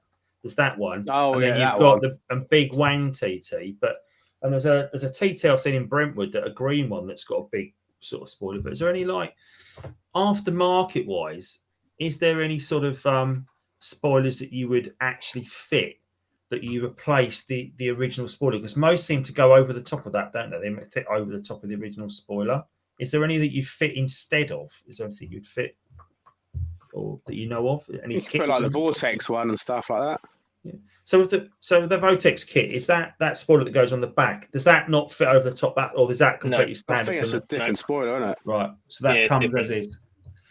I did see that Jason was selling a Vortex kit off I think it was a Mauritius Blue car that had come in. I think he was selling Vortex bits this week on. And I did one. I thought, has that got like a separate bit? But people were offering to buy the sides on it and the back or the front. I thought we'd want to try and buy the whole kit, wouldn't you, if it's Vortex? But yeah, with some people like certain things. I mean, I'd have only the front lip and maybe the side skirts. I probably wouldn't have the back because I don't. It's because the mesh doesn't suit for me. I don't think the mesh fits in. Yeah, it looks a bit boxy. I always think the Vortex kit. It looks nice on some cars, and I'm pretty sure there's a silver car by me, maybe about 10 miles away in Ticehurst. That's got a Vortex kit. Because I was on my bike one day and he pulled out of the side road in front of me, and I pedalled like mad to try and catch him up and give him a car. Never caught him. But I'm pretty sure that must be a local guy that's got a Vortex kit. So if anyone on the chat is based in Kent, in Ticehurst with a Vortex kit, please get in touch. I'd be interested in maybe doing a little video if you can come and look at the car, because I've seen a couple of Vortex kits at various shows and things, but it's I think it's that was factory fit, wasn't it? The Vortex kit, or usually it was, yeah. So that was like Audi's kit that they offered from the additional, bit like the RS kits that you could get in the days for the Orions. Not like an Orion. They did a body kit that went around the bottom. They had like a lot of the cabriolet, the Escort cabriolets tend to have that. So on the Mark IV, they had like an extra skirt valance on the front and skirt on the back. They made it look really boxy, but never had one. But who's the company that did the Capri? Was it Rockford? Something like that. There's a company, Tickford Capri. Yeah. 2.8. I saw one of them at Silverstone Classics, and I just looked at it and you just think, wow, I probably won't ever see one again. Yeah. There's definitely not many Capris about, is there? There's one that drives around by me. There's a 2.8i around here that I see does a few miles and things. There was I think was it Silverstone Classics that was sent, or they were auctioning off an RS Turbo Series 2 Mark 4 Escort. They were flogging off for a ticket. I think the tickets were about $5 each. I was tempted. I think it ended tonight. I was tempted. I think, I don't think I'll have space for a classic Ford. Something you'd have to go. Yeah. Sorry, Steve, you going to say? Yeah, you're going to have to like sell a TT or something like. No, I wouldn't do that. I think that even if it got to the stage that you think, money's too tight to mention, to quote a bit of Mick Hucknall, I think I'd take them off the road and just garage them up, put them laid up insurance on them so they're insured, but to cover them for. Although I did think about that. So from an insurance perspective, if you put like laid up cover on a car, it obviously covers it for fire and it covers it for theft, but the money that you're insuring it for, you're almost in the money you get back on it. It's hardly worth doing, but that's not advice, by the way. It's not insurance advice I'm giving out there. But I mean, I think my cars are about 180 quid each to insure for insurance. That all? Yeah. Mine are only probably 220, 230. Yeah. And I'm a lot older. I remember an old man. So so they say, that old man, he can't drive fast. So he doesn't drive fast. We're definitely getting ripped off here. Yeah, what's your insurance like? 800 quid. Do you? Wow. 800 euros. Yeah, fully comp, yeah. Oh, okay. On top of your road tax and all. Oh. Yeah. I rang up the insurance company the first time. I was like, before I buy this car, will you insure me? Just be sure that everything was right. And they're like, what horsepower is it? I was like, it's not important. It's just, will you insure an Audi TT? And they're like, we have two of them here in the books. Is it the 180 or the 225? And we're like, it's the 225. And like, because like straight away they're like, no. It's like, and like I chatted to him a bit more, and he was like, okay, we'll see what we can do. And I tried him at the time. They're like, okay, yeah, we'll just swap it, like for like, no problem. I was like, okay, cool. And then like rang them up next year. It's like, yeah, it's me again. Can we do it for the same price so you don't roast me? And they're like, well, we were like, like the quote was sent out, like it was like $1,000 or something. And I was like, I'll pay that. So yeah, I got it down another bit more, but like, yeah, it's really expensive to insure cars in Ireland. That's mad, isn't You need to come to our meeting. You can meet George, the insurance guy. Well, a V6 is going to be crazy money. Is that the A plan guy? Yeah, George. Yeah. He came just to have a look round and have a chat with people, just because obviously we've been forwarding people into him left, right, and centre. I'm sure they just ring up and say, I've got a TT, and he's like, oh yeah, say hello to Dom. Because whenever I ring, which is at least once a month, I normally just speak to one of the girls, because it's predominantly the girls on the phone, and I know most of them now anyway. And I'm just like, I'll say hello to George, and they're like, yeah, he's just walked past and said hello. Yeah. Nice. Yeah. Another I think 200 quid. it seems to be quite a thing. There's there was a young guy that was looking at £1,000 a month, I noticed, for his TT insurance. Did you see a month? What was Curtis? Yeah. Curtis was saying his was 400 quid a month, I think. Yeah. It's like yeah, that's a lot of money. That's the thing. If you're paying, even if you've got like a top spec Mark 1 that's worth, I don't know, let's say it's worth $5 or $6 grand. If you're paying £12,000 a year to insure a $5 or $6 grand car, I mean that's just nuts. It's not, the economics in it don't really line up. But I get it for young drivers. It's a lot of money, unfortunately. So particularly if you've got a modified car, I think a lot of people are using boxes. They're using Adrian Flux for insurance, I think. Yes, I use Adrian Flux. Yeah, Flux, because for modified stuff. I think. That's like all mods declared. It's like 270 quid a year. Right. Yeah, I think that seems to be. Yeah, I used to use Adrian Flux, but they just every year they were like, "Oh, we want pictures, that we want this, one, and that," and the price just kept going up. And then I rang A Plan and I just said, "Look, you know what I mean? I'll always come to you, whatever." And then they went through it. They rang the underwriters, and what I like about A plan is every single person that works in there's a car person. Right. So they're like, oh, what do you drive? Oh, what's your Instagram? Oh, cool. Oh, you got that? Yeah, nice. Yeah. And then when you ring them, they're like, oh, have you done anything else to your car? Or, you know what I mean? And all that. It's just nice. Whereas you ring any normal insurance company, they're just like, name, address. Are you lying? What is it? You know what I mean? Like, I have to go through my Instagram sometimes just to see what I've done to remind myself what to check. Oh, yeah, I fit an air filter. Yeah, it's got an air filter. Yeah. It's like, oh, my bad. Yeah, we actually have at work we've got a motor trade scheme of our insurance. So I did think now that as bona fide YouTubers, if we could start as a business, so I don't know if that classes as a YouTuber as a business role for motor trade, but I wonder if you could get road risks. Oh, do you do trade policies in your work? Yeah. Do you want to? Yeah. We're gonna have a chat. Yeah. We'll have a chat. What's the minimum car threshold? Yeah, we've got a really good scheme at work. So I'm happy to put you in. You know, talk to my guy, and I'll get you a special discount. But yeah, we'll sort something out on that. But there is a question in the chat, a sensible one. I thought, hey guys, I just bought my son's TT Mark 1.8 Mark 1 225. He's got a bimmer. I was going to scrap it. We've changed the turbo. Now I hear the lifters really loudly, like a tap tap tap. Suggestions, please.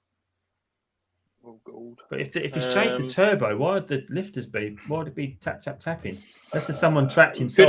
You could have an oil pump issue. Right. Because if he's not getting oil, hence the reason why the turbo's gone. Yeah. So it could be a blocked. Check your pickup. Yeah, or check the oil pressure. It depends. You getting red oil light? That's a good start for 10. Okay. Yeah. What about the little chain that connects the camshaft? The little tension on that. Yeah. The little guys you can on pop the rocker cover off and have a look. Yeah. See if there's anything loose up there. Or wastegate rattle? Was it a new turbo, a second-hand turbo, or? Yeah. And I don't know who Gordon is, but he raises a great question. He said there's a worldwide mustard shortage, and he's concerned about the mustard shortage. And nothing beats a good mustard sandwich. Oh. And he says when I'm craving mayonnaise, he just eats like a jar of spoon. So that's very interesting. Good job. I'm very, very pleased for you. Yeah, but you did interesting. Right, so Peter said a standard 150 on his TT insurance. So is that I guess you're paying a lot of money, I guess, for that then. Either way that you've got a bit of an unsmiling face, I guess it must be costing you a bit. Oh, Wayne looked at trade. He needs to sell 3 cars a month. Yeah, I'm not sure about that, Wayne. I think some of our guys, we've got definitely got. Depends what your trade is, because you could definitely have your trade as not selling. Yeah. Collector. Restorer. Collector, Dom. Yeah. I think that's what's called a problem. Yeah. Well, I reckon the way you're going, Dom, you might need to sell 3 cars a month. I have 3 cars to sell a month. Yeah. If Dom went to sell all his cars, he could actually flood the market, and the price of TTs would actually fall. Yeah. Like Dom at the moment is literally controlling the market. Yeah. I've got a good one for you. This would be more directed to you, three chaps. Is because obviously I don't like selling cars. I'd rather sell them in bits. But for me, is because if I sold a car, even if I said to them, look, this is the price, you could take it for a 2-hour test drive. But once you bought it, it's yours. You know what I mean? Like I don't want any problems in the future or anything, because obviously we're selling it from a standpoint that we are. Do you know what I mean? We make videos, we taught people how to do things. But at the end of the day, you sell a car. If it's 20 years old, it's as good as it was on the day you bought it. And I mean, you could drive it for 3 years, have no bother. They could go down the road, hit a bump, and you could do anything. You know what I mean? Yeah. And that's what puts me off, because you've got this sort of reputation to uphold. But at the same point, it's like you still need to move some stuff on to make way for new projects or whatever. Yeah. That's half the reason why I don't sell anything. I just kind of buy it, and one of my friends is like, "Oh, is that for sale?" I'm like, "Yeah, why not?" Yeah. That was a question I was wondering. Like, as YouTubers, does your car fetch a premium because you have all this video evidence behind you to prove that you have done the work? Depends what you've done to it. I don't know. I don't know. I've not sold anything. Yeah. And I would never say as featured on TT or whatever. I'd never Would you? do that, Would you? Although, like, no, I wouldn't. Business I wouldn't. cards. Oh no, I don't have a business card. Yeah, I know all that. But yeah, it'd be interesting to know if anyone has ever, particularly with the TT meets TT videos, because of the rate that cars change hands. I'm sure at some point one of those cars that has been featured might come up for sale. Yeah. And I wonder if people might say, "Oh, you can see my car at whatever." But then again, other people have said that I've spoken about cars. There's one person on the chat I know here that sold a car that's been on TT meets TT, and I've said, "Oh, are you going to do that?" And he was like, "No, because the car has changed quite a bit since then. So it doesn't really represent it in a true light." So So I don't know. I don't know what the feedback would be on that. So with selling the TTs as well. I mean, obviously, when someone's looking to buy a TT, you do get a lot of people that put a picture of and go, "Does anyone know who owns this car?" And then just tries to get as much information that car. I mean, when I sell a car, obviously any YouTube stickers come off it. No comeback. You don't know who I am. I don't know who you are. You know, sold the scene. See you later.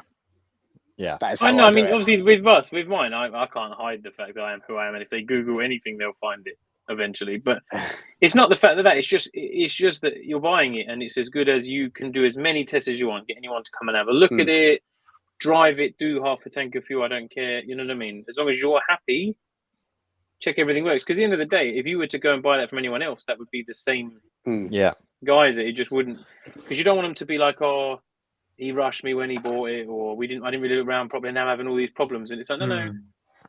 I mean, does everyone agree in the chat? Like, it's one of those, isn't it? If you buy a used car, even if you bought it from a mechanic who worked at Audi, it's still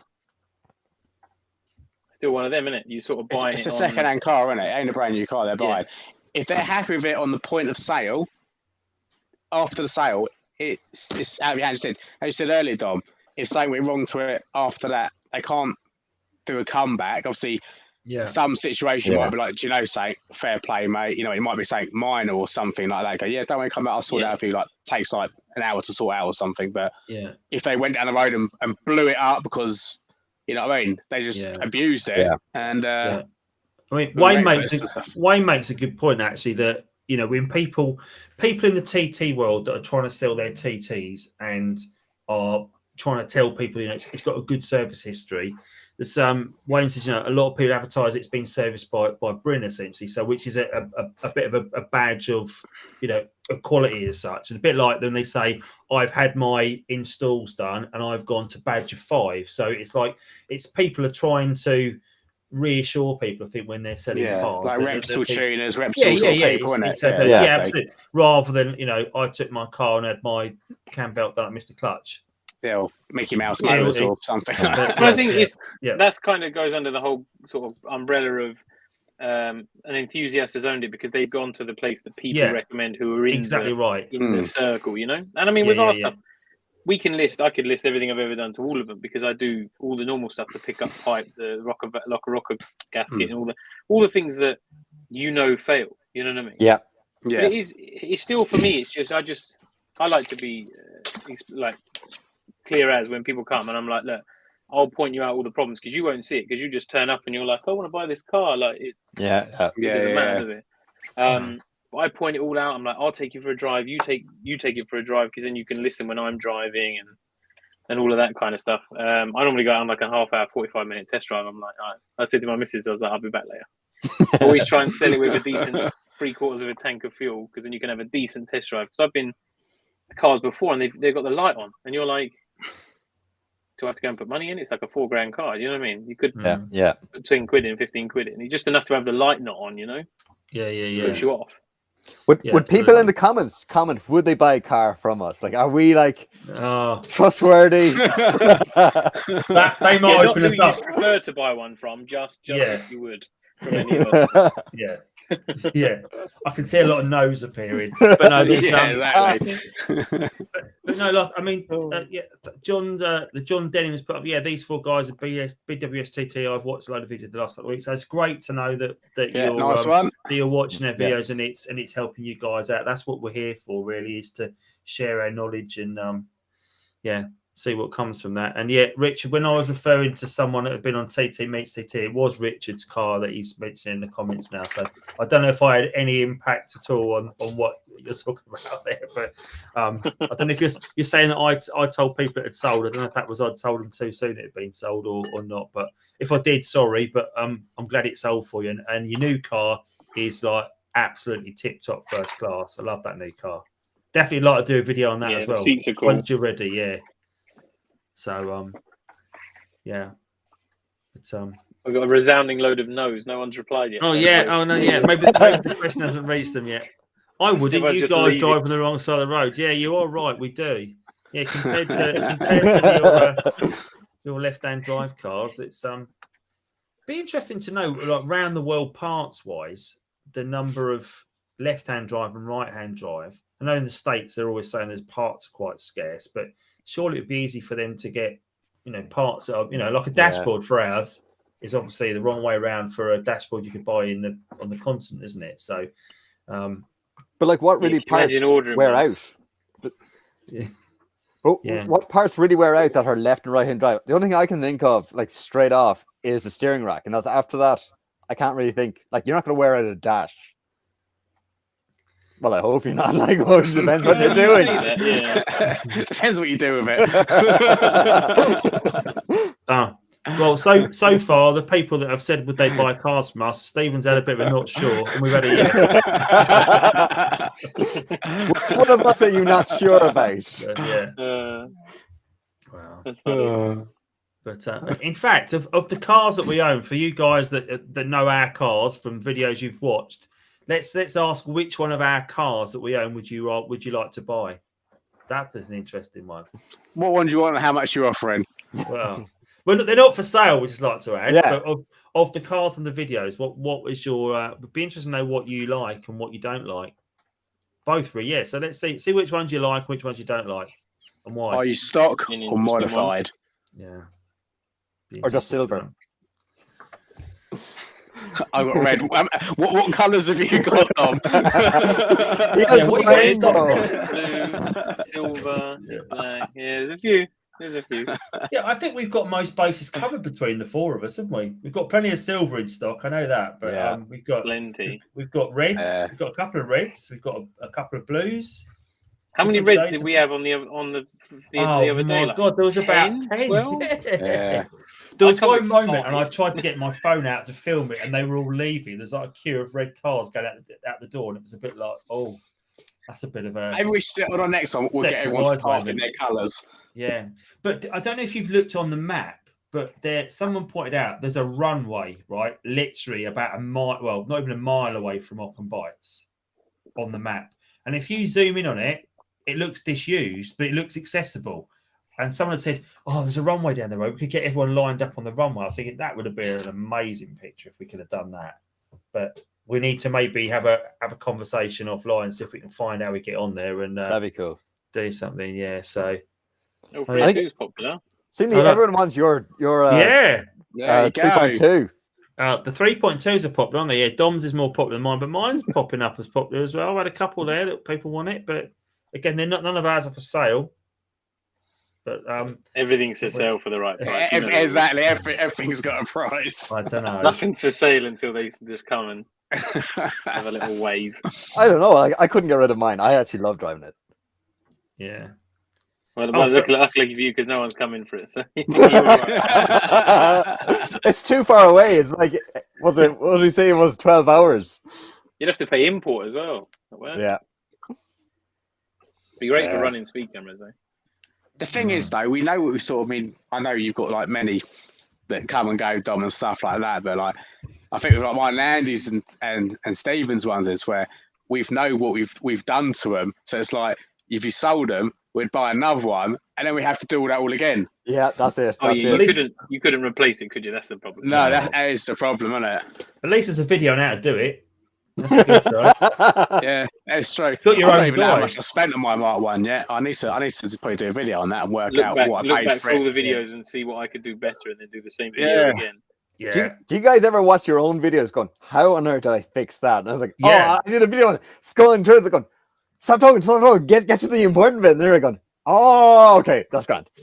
There was some sometimes look back at talk settings. Yeah. What talk settings did I say to you? Yeah. That one.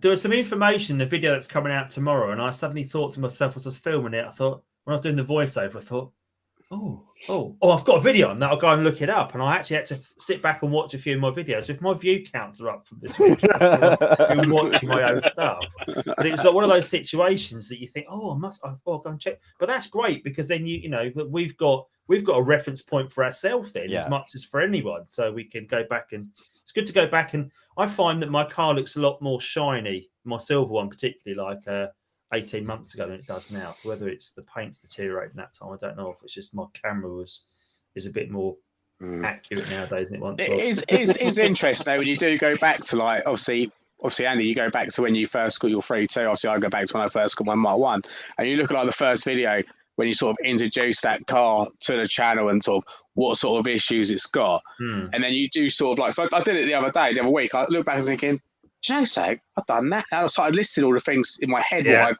I've sort of done. So, I've done that. Some of them are like little silly things like doing the mic switches and the doors and just silly little things and stuff like that. And it's like, I've done quite a bit to it now. And that's what made me go on to thinking, shit, how much have I spent? Yeah, so now I need to have a look at that. Your Mark II videos are quite interesting to look at because your car has changed aesthetically massively from when you first started your journey. So your videos on the Mark II, it looks quite different on the outside now. With we've got the front grille and stuff like that. It's quite different, and color coding bits. So quite a lot of stuff done to that before I even started doing the YouTube as well. Yeah. But seeing the picture you've got of it when it's, I think is it that one where you're fitting a front lip or something, a front spoiler, and it's on its second front splitter. Yeah.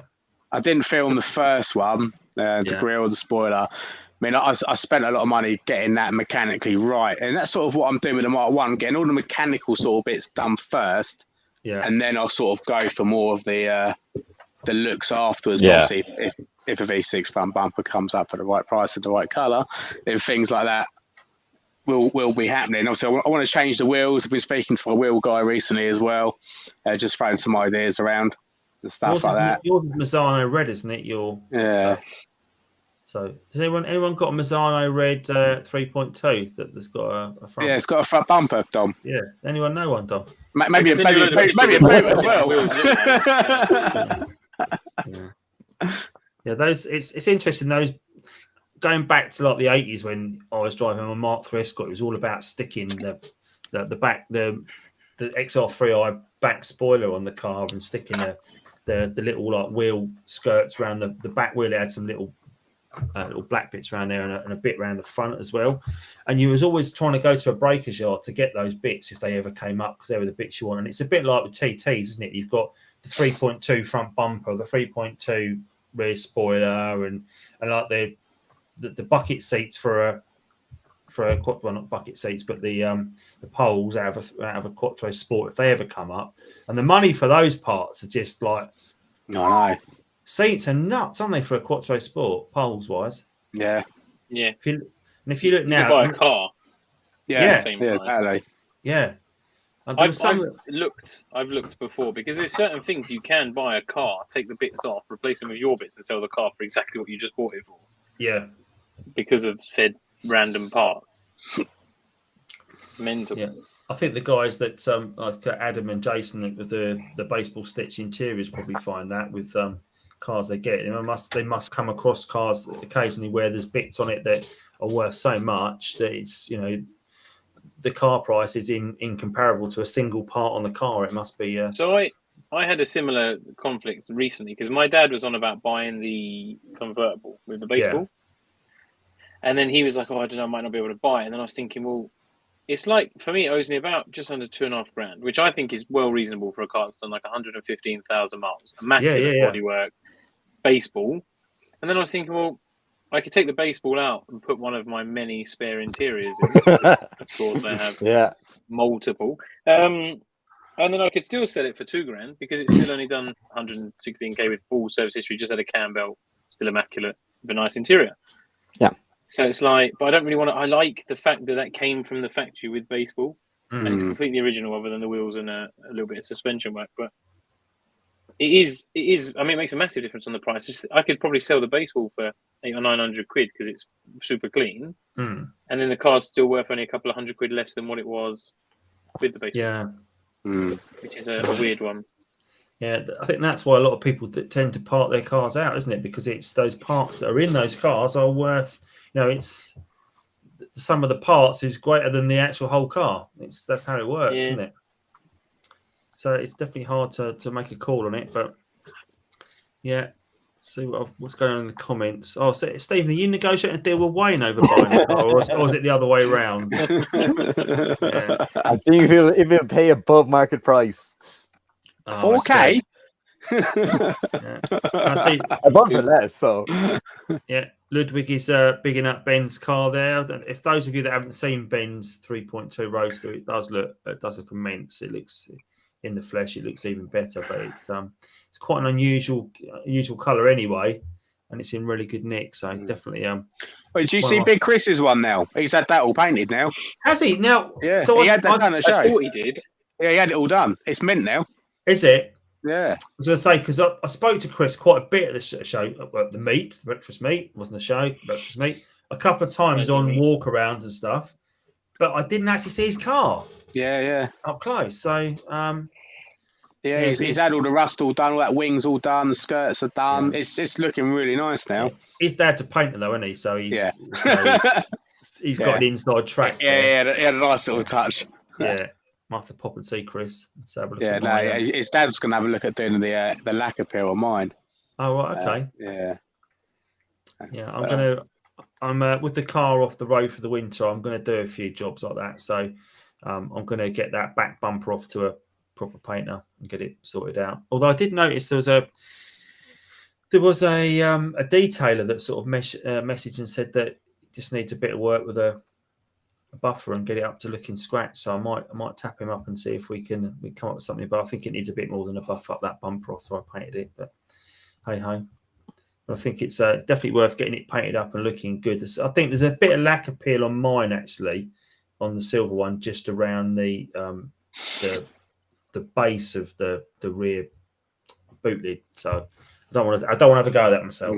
It's in a really, it's got, as we've said before, that if they've come with a hard top from the factory, they have that black edging, don't they, around, which is interesting because I've seen quite a few of them with that around there now. Mine's got it. There's no sign of a hard top on it. But the lacquer peel goes under that, and I don't know how easy that would be to get off. I've looked at it, and I can't see an easy way for it to come off. Thoughts, Dom? Yeah, I don't know if it's stuck on or what. I've never actually had to remove it. I reckon it's stuck on. I would speak to Jason or Adam, because I reckon they've broken one before and peeled it off.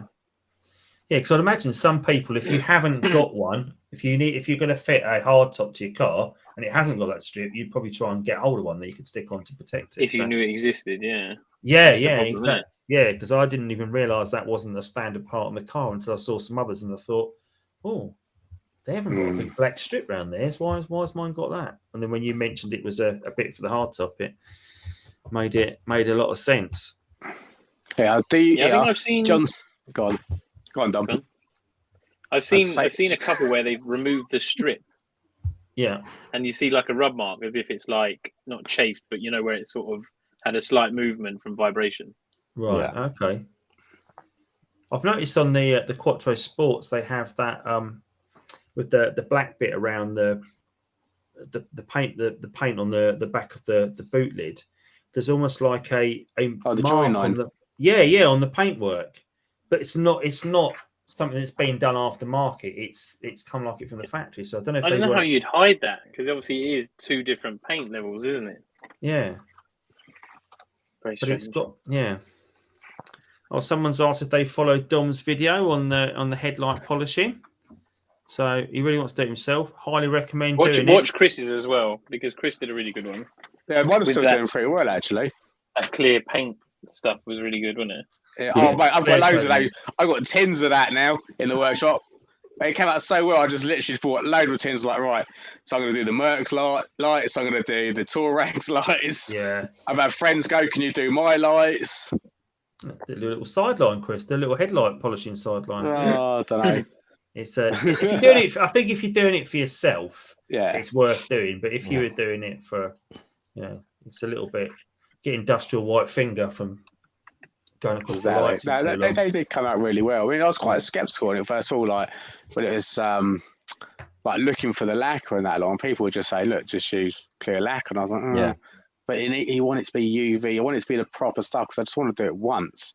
So it was obviously just researching. And obviously, the stuff that I used did actually say it was headlamp UV lacquer, and I was like, well, it says what I want to do, and do you know something? It went on so well, like no runs. It was like I literally just went shh, and it just went on so well. I was like, that went on really well. Because obviously, when you use normal sort of lacquer, like once you just painted, oh bloody runs here, runs that. It just stuck so well. Dave, that's based in Las Vegas, that's got the roadsters that I covered on TT Meets TT. He did the same thing. He said that's where he said I just lacquer my headlights. Yeah, and I was like, oh, okay, but they look amazing. So he's obviously and he's done it before. So it's definitely the way forward, I think. Lacquering your lights. You think the standard lights from the factory have got a lacquer, and that's why they start going. Because it's all that lacquer, and you see it all peeling off. So as long as you remove, it's all in the preparation, isn't it? Yeah. You've got to get all that off and get them nice and flat. Yeah. And then once you've done the prep right, it is literally just give it a few layers, and they come out pretty well. Yeah. Peter's off to bed. Night, Peter. Thanks for joining us tonight. Night, Peter. As always. Night. But we are talking about turning this into a bit of a podcast, aren't we? At some point, guys, so we could so you can use it as a bedtime story if you want to bore yourselves to sleep at night with us. Also, I mean, I'm a big American football fan. For that, well, some of you already know that, but there's 4 guys that start doing a podcast, or have been doing it for a few years. And I used to listen to that. It was about an hour long on the way to work, on the way home. So I got like a 2-hour podcast. And I think this would probably fit into that for people that, if you've got to jump on the train in the morning, you haven't got to look at our ugly mugs bounce around on the screen. You can just listen to what we're talking about. Yeah. So hopefully it might be something we have in the pipeline for you guys as well. So, Andy, funny that you said that. My girlfriend actually listened to us the last time. It's like, it was great. I just fell asleep. Yeah, there you go. So there you go. So if any of you have got newborn children, so any newborn babies out there that you can't get to sleep, don't take them for a walk in the pushchair. Just put us 4 on talking garbage about TTs for a couple of hours, and we'll guarantee any child will go to sleep. So, Gary Pettis, his eyes are drooping. So there you go, Chris. You might need us in a week's time. Oh, that's it, mate. It's all happening, isn't it? We'll all be jumping on the video feed and saying, can you talk to my daughter? She can't sleep. Yeah. So, yeah. So John's said it's a bedtime story or motivate him to get out in the garage. Well, that's good to hear. I'm glad that we give. I've had quite a bit of feedback from people talking about us when they've come and spoke to us, and they say, "Oh, watch your videos, watch Dom's videos, Chris videos, Steve's videos," and they say, we've almost given them a reason to go and buy a second car. Brilliant. Oh, because I want to tinker on it and I want to do this. And I would say, well, it can't be me that's giving you that idea because I've got standard cars. It must be the other boys. So if you need to blame anybody, blame someone else. Exactly. Yeah. Did anyone see on the Markman Owners Club on Facebook, someone put up a white or silver TT that had been splashed by tar? And the whole... I thought it was blood. It looked like it was covered in like handprints of blood. Was it? No, blood? I think that was one from Spain, but there was another one, right. And the tar lorry had driven past and it splashed them. And they went to the insurance company, and the insurance company went, "No, that's a write-off. That can't be fixed." Really? I was thinking after like, if it's that bad, either tell the tar lorry to finish the job, and just completely cover it, or else you can sandblast it or soda blast it because the paint is ruined anyway.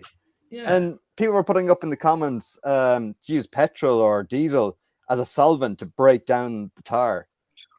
And matches. Well, now, if you were clever, what you would have done with that TT is you'd have tried to get up on 2 wheels and put the underside facing out. And it's like an underseal going on. That's the way to do it. Yeah. Might be get a bit stiff on the steering, but it would be, at least it would protect those metal components. But the one you were talking about, Andy, I saw that one as well. There was there was handprints, the Halloween and one. that one did look like it ran over people.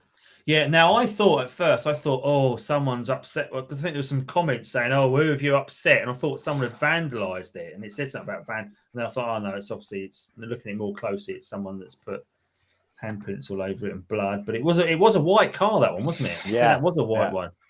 So people are taking a risk with these white TTs, but there seems to be a lot more common in the States white TTs than over here anyway. I mean, I think, did someone say you can count on your hand the number of white TTs? Was there 200 made or something, or in the UK 200 white ones or something? Or have I made that many? up? Yeah, no, I'm sure it was a lot less. So I saw someone was talking about it. 4. Yeah, I think I've seen one. That was last weekend. Yeah, I think that was the same one I've seen. Yeah. But yeah. Did it have a little sticker underneath the window or under the wipers? It's your business card. No, it should. No, that one doesn't need one. I need to give that one. I think he knows where I am. That business card, yeah, absolutely right. Yeah.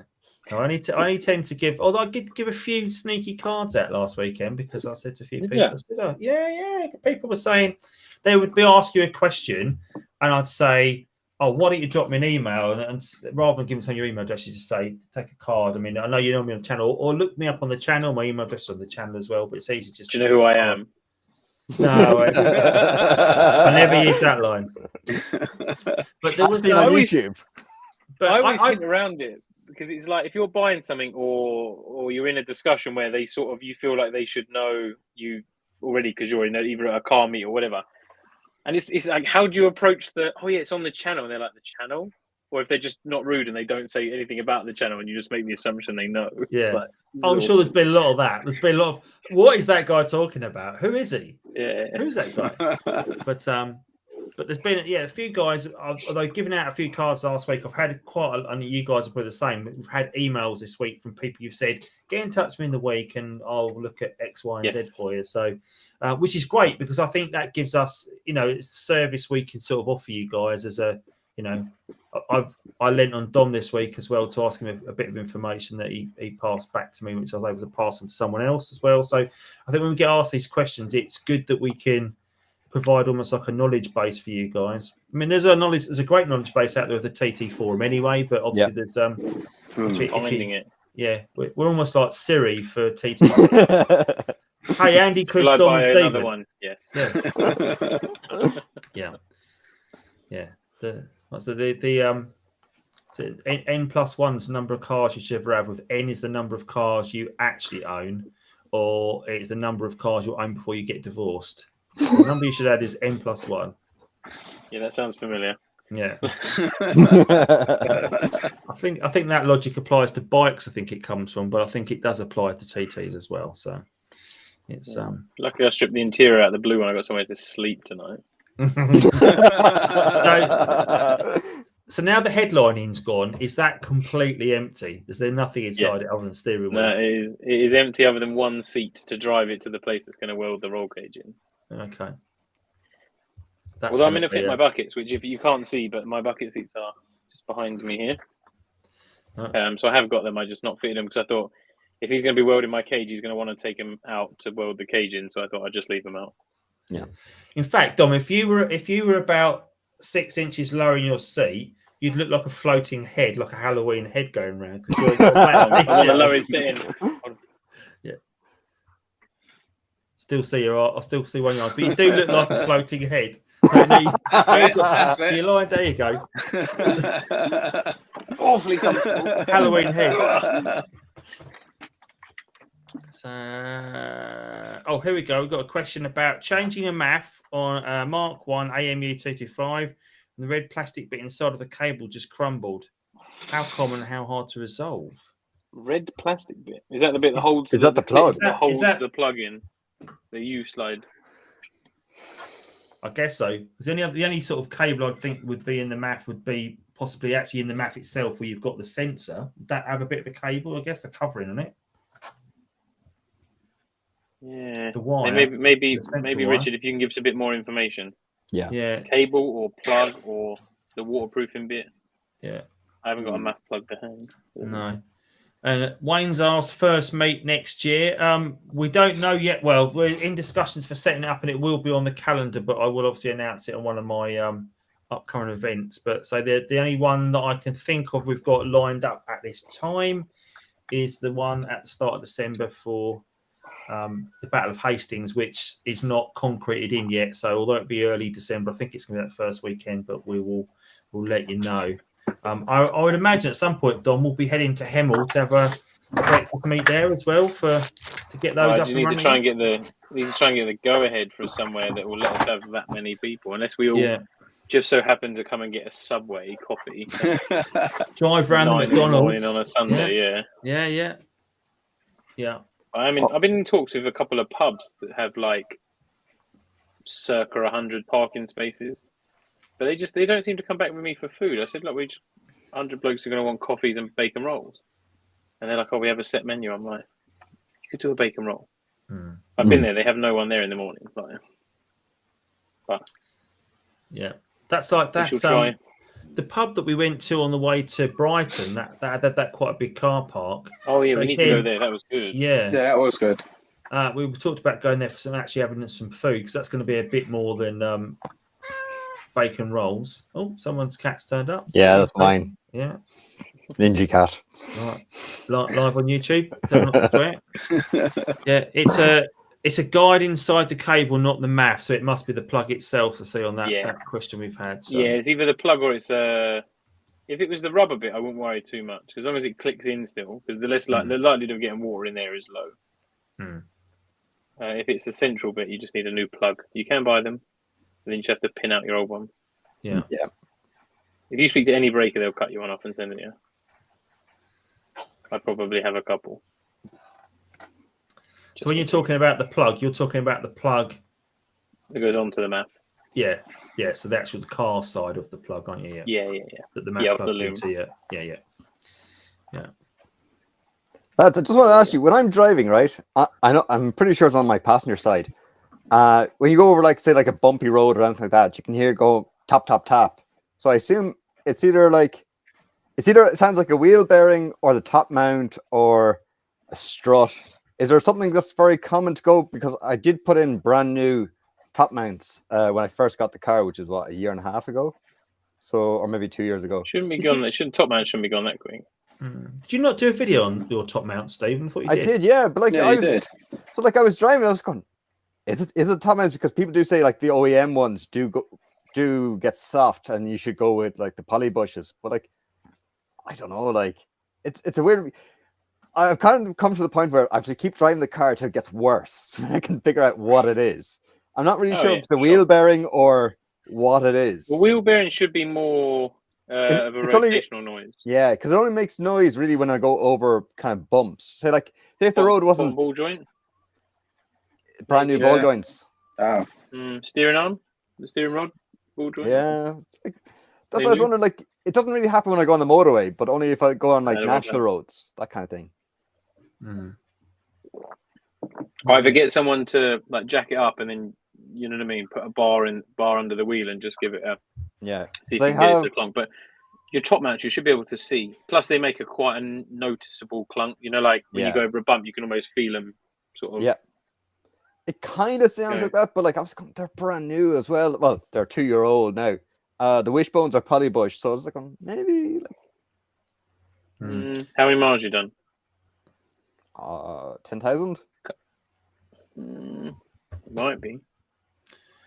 My top mounts need doing on my 3.2, because that was pointed out to me at the MOT. The guy did point that out, and so if I was going to do top mounts, and I've not looked at it too much yet, so the OEM ones, they are available still, are they, for the 3.2? Do we know, or what top mounts? Yeah. So I can just go. They're not even expensive. I think they're like 20 quid. And do they come with like a? Did I say they come with like a bearing or without? You have a bearing? To buy the bearing separately usually. Yeah, okay. But you were talking about polybush, and if I polybush those instead, I guess that's going to be a much harder ride. It's firmer, but to be honest, it's only a piece of hard rubber versus the Powerflex ones is about 2 or 3 inches large. It's quite big. Okay. It just increases it's like the feel in the steering. Okay. It's not offensive. I mean, your springs are still like 8 inches across. You still have the flex. It's just it takes away some of the movement. Plus, they'll last arguably a lifetime versus top mounts which would last 3 to 4 years probably. But it's not standard, is it? That's the only thing I'm thinking. You know what I'm thinking? I mean, oh, it's a slippery slope, isn't it? And I'll be looking back in a few years. So do you remember that time we said in that first part was the top mounts, and then since then it's turned into a Just get the Black Series ones. Get the Powerfax Black Series, Andy, and then it will just look standard still. Okay. Yeah, it's all about what it looks like and how it drives. Yeah. Yeah, so what's Wayne put there? So John Dennis put, my doors don't drop. Is it a micro switch? I presume you mean the windows don't drop in the doors. Yeah. Is it a micro switch? Yeah, there's lots. It tends to be. I have a video on that. Yeah. I've done a video on that. I haven't. Me neither. I changed the whole mechanism. It's like 27 quid for the whole thing. Yeah. I think no mucking about. It's just a switch. Yeah. Bang. I gave the micro switches. I think it was the very first thing I bought before I even bought the car. I was like, well, they're cheap enough. I think I bought them off AliExpress for like €1.50 or something like that. Yeah. So, hey guys, my TT Roadster BAM got a bad misfire the other day caused by an aftermarket dump valve and a split PCV hose. Did a compression test and came back almost brand new. Can you guys help me out? Could it be I don't understand the question at the end because it seemed like he answered his own question. Yeah. Misfires are usually caused by coil packs on our cars. I was going to say, coil packs tend to be your first port of call. Check your plugs. Check your coil pack. It could be full of oil. You don't really want a dump valve either. You want a recirculation valve. Maybe he meant that. Yeah, maybe he meant bad recirc valve. Maybe. Yeah. And definitely check. Pull all your coil packs. Make sure there's no oil in there. Make sure they don't look bad, and just check for codes because it should log. Yeah, I think that's the most important thing. Like, if you had one of those OBD2 readers, just scan it and whatever it tells you, that's what it is. Yeah. Who has a video for that? OBD reader. Oh, well. So today's sponsor is. Well, I've got a new one. I haven't been sent it yet, but I will pass it to you gentlemen, and we can all order the same. Okay. I'm sure they'd love to. Great. I haven't gotten one yet. So I've got a P1177 code on my 3.2 that pops back up. It's quite intermittent. It comes up about every 350, 400 miles. And it's suggesting there's a bad O2 sensor after the cat. Chris, I know you keep saying, have you not done that sensor yet? But I don't know. No. Right. But it's you thought about it. Well, to be honest, I think where that is, it's trying to get it off is going to be a bit of a pig of a job. And that's maybe the garage could have that problem rather than me, because I think, did we not say you have to heat it up to it literally goes like molten white and then bang it with a hammer and then give it a twist off. So that's something, if I start doing that in my garage and it all went horribly wrong, I would be all right. I'd be ringing you up and say, I'll do your swap, bring your baby with you and I'll rock it to sleep and you can get the welder out. I made a special tool for doing the Lambers. Did you? Yeah, I modified a spanner to do it. Oh, okay. So maybe we could talk then. But if you remember, when it went in for its MOT, the guy said, you've got a split vac hose in here. And I suddenly thought, well, maybe that might be leading to that. It might be a spurious error that's coming from another problem maybe on it. Anyway, so he fixed that hose. And, it absolutely was, because it's come back this week. It's come back.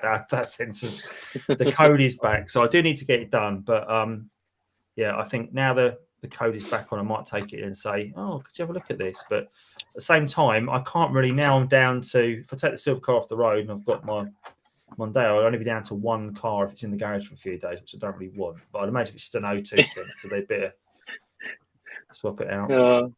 Imagine just only owning one car. What? People only have one car? First world problems again. I'm down to my last car. But yeah. All right. So what's so he's ordered? So the guy said he's ordered. Let's have a look. I've missed a few messages there. He's put the stock one back on. Also, the EGT sensor is bad. Ordered new spark plugs. BAM has reinforced bottom end and VVT. Oh, let me read it. Hold on. So forged bottom end and variable valve timing also signifies 225 horsepower. Maybe I don't understand what the problem is. Has he still got misfire or? That might be a question. Maybe they're having a chat amongst themselves there. I didn't actually read all of that back because I was too busy reciting my tales. Custom system sort it out, Andy. Yeah, I think so, Wade. With the 3.2, he's got to just straight pipe it, really, isn't it? Oh no. That in your top mounts, mate. Job done, isn't it? No, this is all getting away from where it needs to be, Wayne. I can't do that. It's got to stay standard. No. Okay, my car is still missed far enough. Oh, well, yeah, sorry, you're reading that as well. No. So I was just reading it to myself. Is it the right way around? I know it sounds like a really stupid question, but is it the right way around? And is there not a vac leak on the nipple to it? Because it's quite easy to put the diverter valve in the wrong way around. Right. So we talk about divert. No, this is me with my 101 for dummies cars coming out here, but the N75. Is that the diverter valve we're talking about there? Where you're picking it the wrong way around, or am I talking about the wrong part there? And so diverter valve is the recirculating dump valve. Recirc valve, yeah. The N75 sits just sort of behind that. And that's three-way. The N24 sits on top of the roll. Yeah, exactly. Right. Yeah. Okay. And that's the bit you said can be plugged in the wrong way round. Both can. Has been. If you put your diverter valve in the wrong way, it will try and dump the pressure the wrong way, not the right way. So. Okay. But yes. It should. Yeah. It'll still work though. Yeah, it's right a funny way one. Round, guys. Something's wrong. Something's wrong. You got something in wrong. Yeah. Or you could have you not plugged something back in again. I've done that before. It misfires because something's not plugged in properly. Do I have to reset the codes? Well, the code will come up if you've got an OBD reader. That will give you the code on the whatever device you're using, and then you can clear the code. But if it's a problem that's not intermittent, it will come straight back, or it should come straight back if it's a problem, an ongoing problem. But it's always, I would always say, even if you're going to clear codes down, I always take a copy of what all the codes were. So if I need to go and investigate them further, then I can do, even if they go and maybe you're not there anymore. Should be fixed. Yeah, or take do a picture. Yeah, do what I do. If you get that P1177, clear the code and forget about it for 400 miles, and then when it comes back, clear the code and forget about it for 400 miles. Clear it again, which is not the best advice, but unfortunately, but no.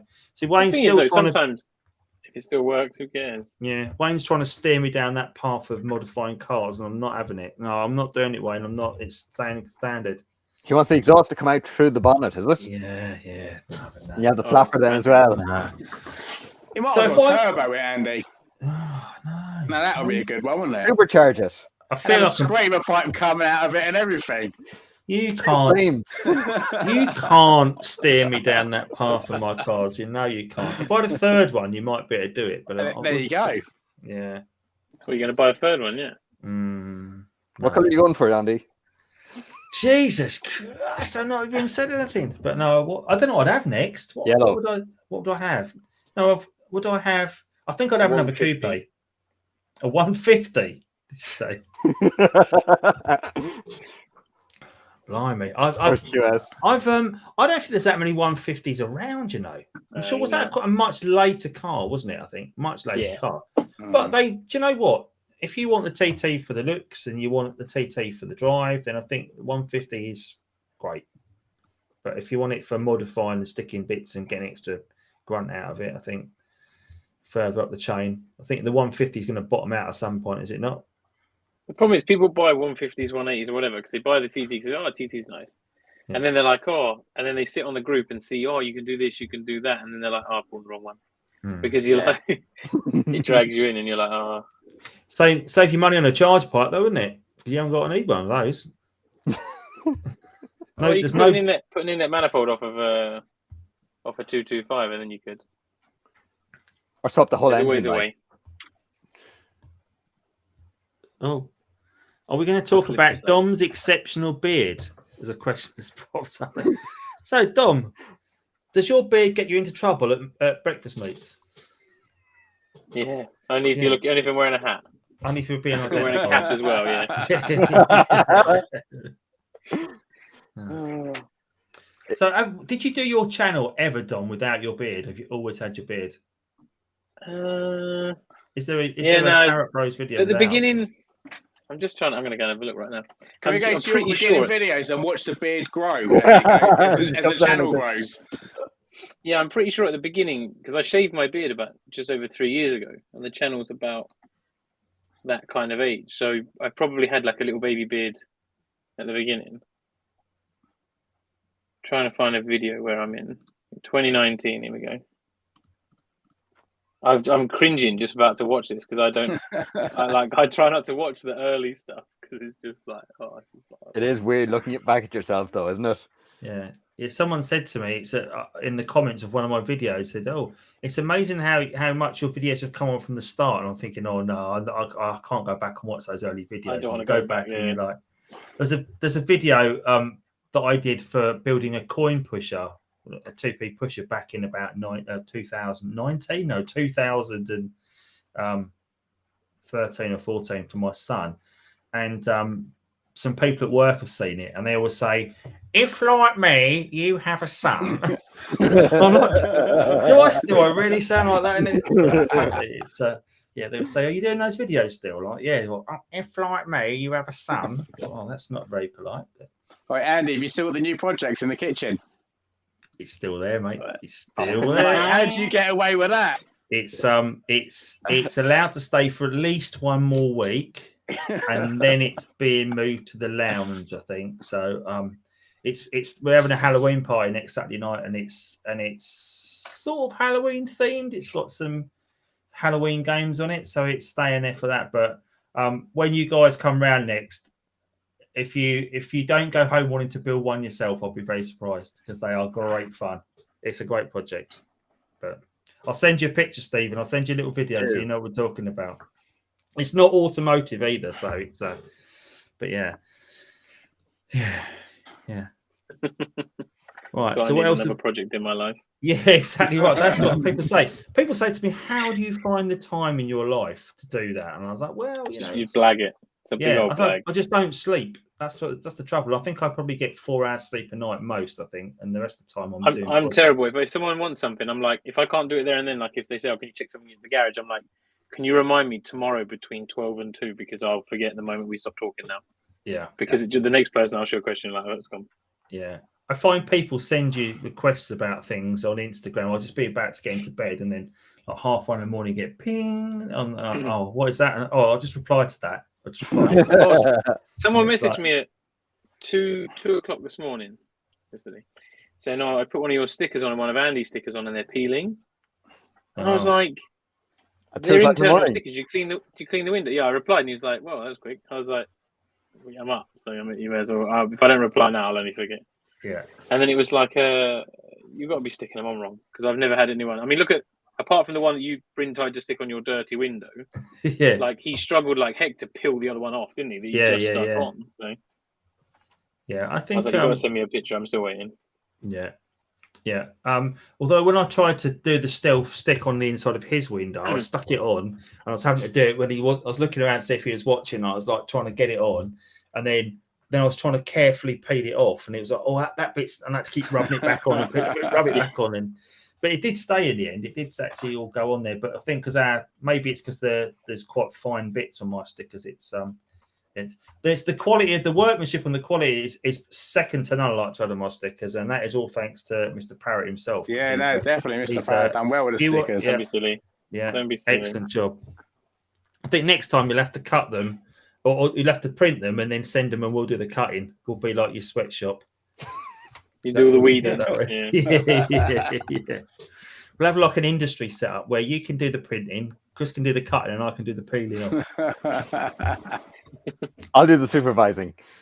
Yeah, you do that. Yeah, or maybe you can get the tractor to do it. Can the self-driving, self-peeling tractor? Oh, Andy, by the way, I had a power shaft in the boot of my car because I broke, and I was like, who was telling me about having a PTO power shaft in the boot of my car?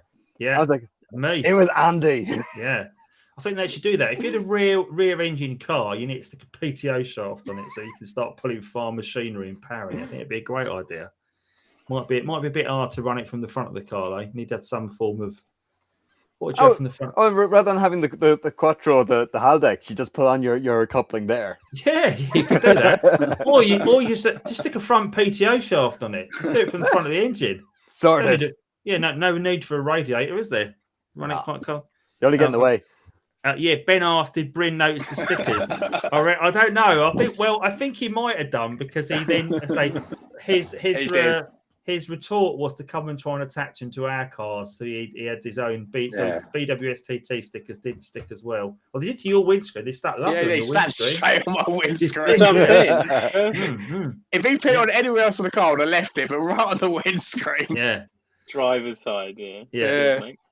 So I gave him an extra one on the fuel cap as well. Yeah. And actually, It looks alright, didn't it? Yeah, it did. I was going to say, it looks alright.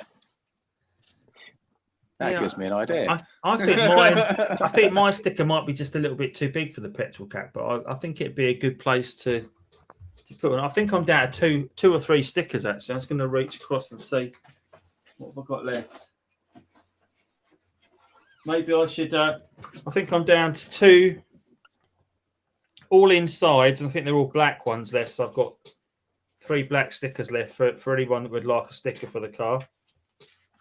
So as long as it's black and it goes on the inside. Yeah, you're fine. So yeah. Oh, what's that? Scotland, Wales put it up. He Googled for help, and Andycharger video came up. I have a silver TT 225 as well. Great. Welcome to the club. 225 roasts are the best. Yeah, they are. I've got one. Yeah. Silver cars are the best. They are. Easiest to I don't keep know, red's clean. best. Yeah. Chris's TTs are all the same as long as they're all red.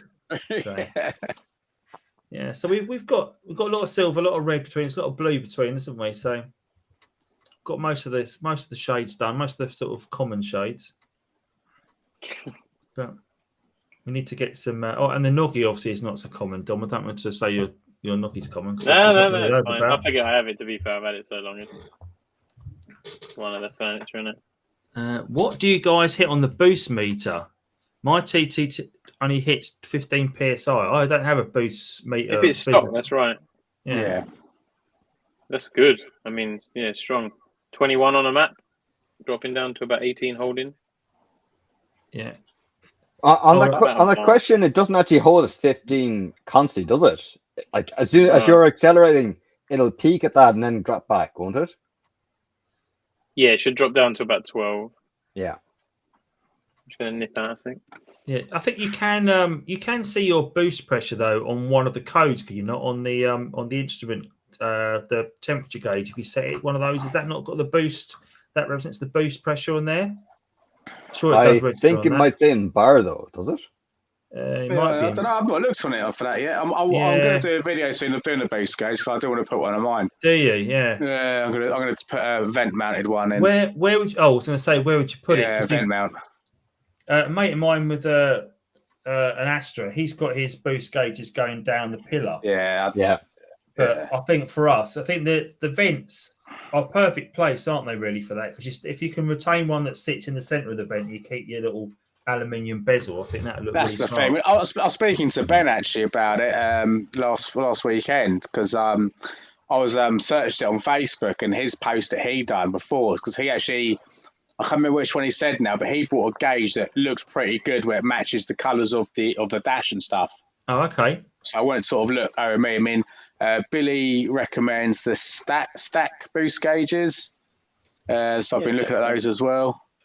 Andy, have you seen my video where I put it underneath the ashtray in the secret pod? Yeah, so that, but it's on its own pod, isn't it? It's not it's not like part of the ashtray, is it? No, I just got like a piece of perspex and just drilled out the hole and just put it there. Mounted it, yeah. Because like when I'm driving at night, I just didn't want something glaringly bright at me. Like I just wanted, if you don't want it, you just slide the cover back, like underneath I don't know what you put into it. Like it's one of the gear stick. Yeah, it's like the ashtray bit in front, isn't it? It's in that little flappy bit. And it's great because if you don't want it, you just slide it back and you don't see it. And if you want to see what your boost is, that's where I keep my locking wheel nut key in there. That's where I keep that. Or not, as the case may be, when I lost the locking wheel nut key and had to hammer the nuts off. although I don't know if you recall the story I was telling you guys on that when it happened, that I went off and did a little video of driving down the road and back, which is maybe about a mile down the road. And I worked out, because the TT had done so few miles, that the wheel nut had obviously flown out along driving down that road. And I literally went down there over tooth comb, looking in all the grass all along. The locking nut. Yeah. But it's, never turned up. couldn't find it, and I was like, well, I've got to hammer them off, and then it took me an ace to hammer them off. You'll be pleased to know the wheel nut key has now turned up, and it was on my back lawn where I parked the cars from Springfest. No way. Yeah. Because when obviously the mower was gone just after that, and I've used the mower since. It's been fixed, and yeah, I found the wheel nut key, so I have the wheel nut key now. Don't have the wheel nuts anymore because they were beaten to an inch of their life and thrown away in disgust. Yeah. I'll tell you something special about the wheel nut keys. You can actually buy replacements on them. They've got letters stamped on the back of them, because I actually snapped the pins on one on the Mark II like a couple of years ago, and I had to get a replacement locking wheel nut key. So I just went on eBay and found one with the letter it had stamped on the back. So they've got different letters for obviously the positions and what the pins and for what they match up to. And yeah, you can just buy replacements. That might be a different type of key then, because mine's like almost like a spline bit. Yeah, actually, yeah, it was one like a zigzaggy sort of, like a little circly sort of jaggy sort of thing inside. So have you got yours? Obviously not with you. Yeah, I can go and get it if you like. Yeah, go and get it. Yeah. Go and get it. But I remember when I was taking the one of the front wheels off, because I think I was changing the brakes on the front, and the locking wheel nut, it just literally fell apart. As I was undoing, I was like, "Oh shit, I can't get my wheel nuts off now." Yeah. So I just quickly googled it and that lot, and it just came up as eBay. It's like, oh, this guy does them for Audis. Just send him a message of what letter is at the end, and he's sent one perfect. But in order to do that, you have to actually have the original. Yeah, exactly. So it might be worth taking a picture of it now before you lose it again. Well, that doesn't matter for me because the wheel nut. There's no wheel nuts to go with it, so I've got a key if anyone wants one. If anyone wants an Andycharger wheel nut key, it comes with a free stick. So yeah, but hey ho. Well, guys, I think I'm going to have to wrap it up for this evening because I'm missing the football because I was going to say, Love Island ain't on anymore, mate. Well, no, it's the American football. My team have already played actually during this game, and during this broadcast, and I've been watching the score. So they have won. Go on, the Cowboys. But I'm going to go and watch the second games, I think, and I'm sure you lovely people have got other things to do on your Sunday evening. So yeah, I'm going to go watch Banshee. Banshee? What's that? Yeah, I've watched it. No, Banshee. It's on. Banshee. Yeah, that's brilliant. That is. I don't know if you guys have been watching that on Sky Atlantic. Brilliant. It's about an ex-con that kills a sheriff and pretends to be the sheriff. And I'm on series 4 now, and me and the missus have been watching it. It's really good. Sounds like the bad Terminator in Terminator 2. That's what it was doing. It's really good. Well addictive. Well addictive. Oh, so I'll probably go and smash the episode of that down. And and that'll be the night done. Getting early birds, yeah. Yeah, nice one. Well, thanks to my 3 co-hosts this evening for all your valuable input as always. I hope we've been able to answer lots of your questions, and I'm sure we'll be back on the airwaves in the next few weeks. So, anything you want to add, guys, for tonight? That's all good. No. Okay. Well, thanks all for tuning in. Keep your eyes on the channel this week, and leave us any comments you want down in the comment section afterwards. But yeah, thanks all, and see you soon, guys. Take care. Yeah. Bye-bye.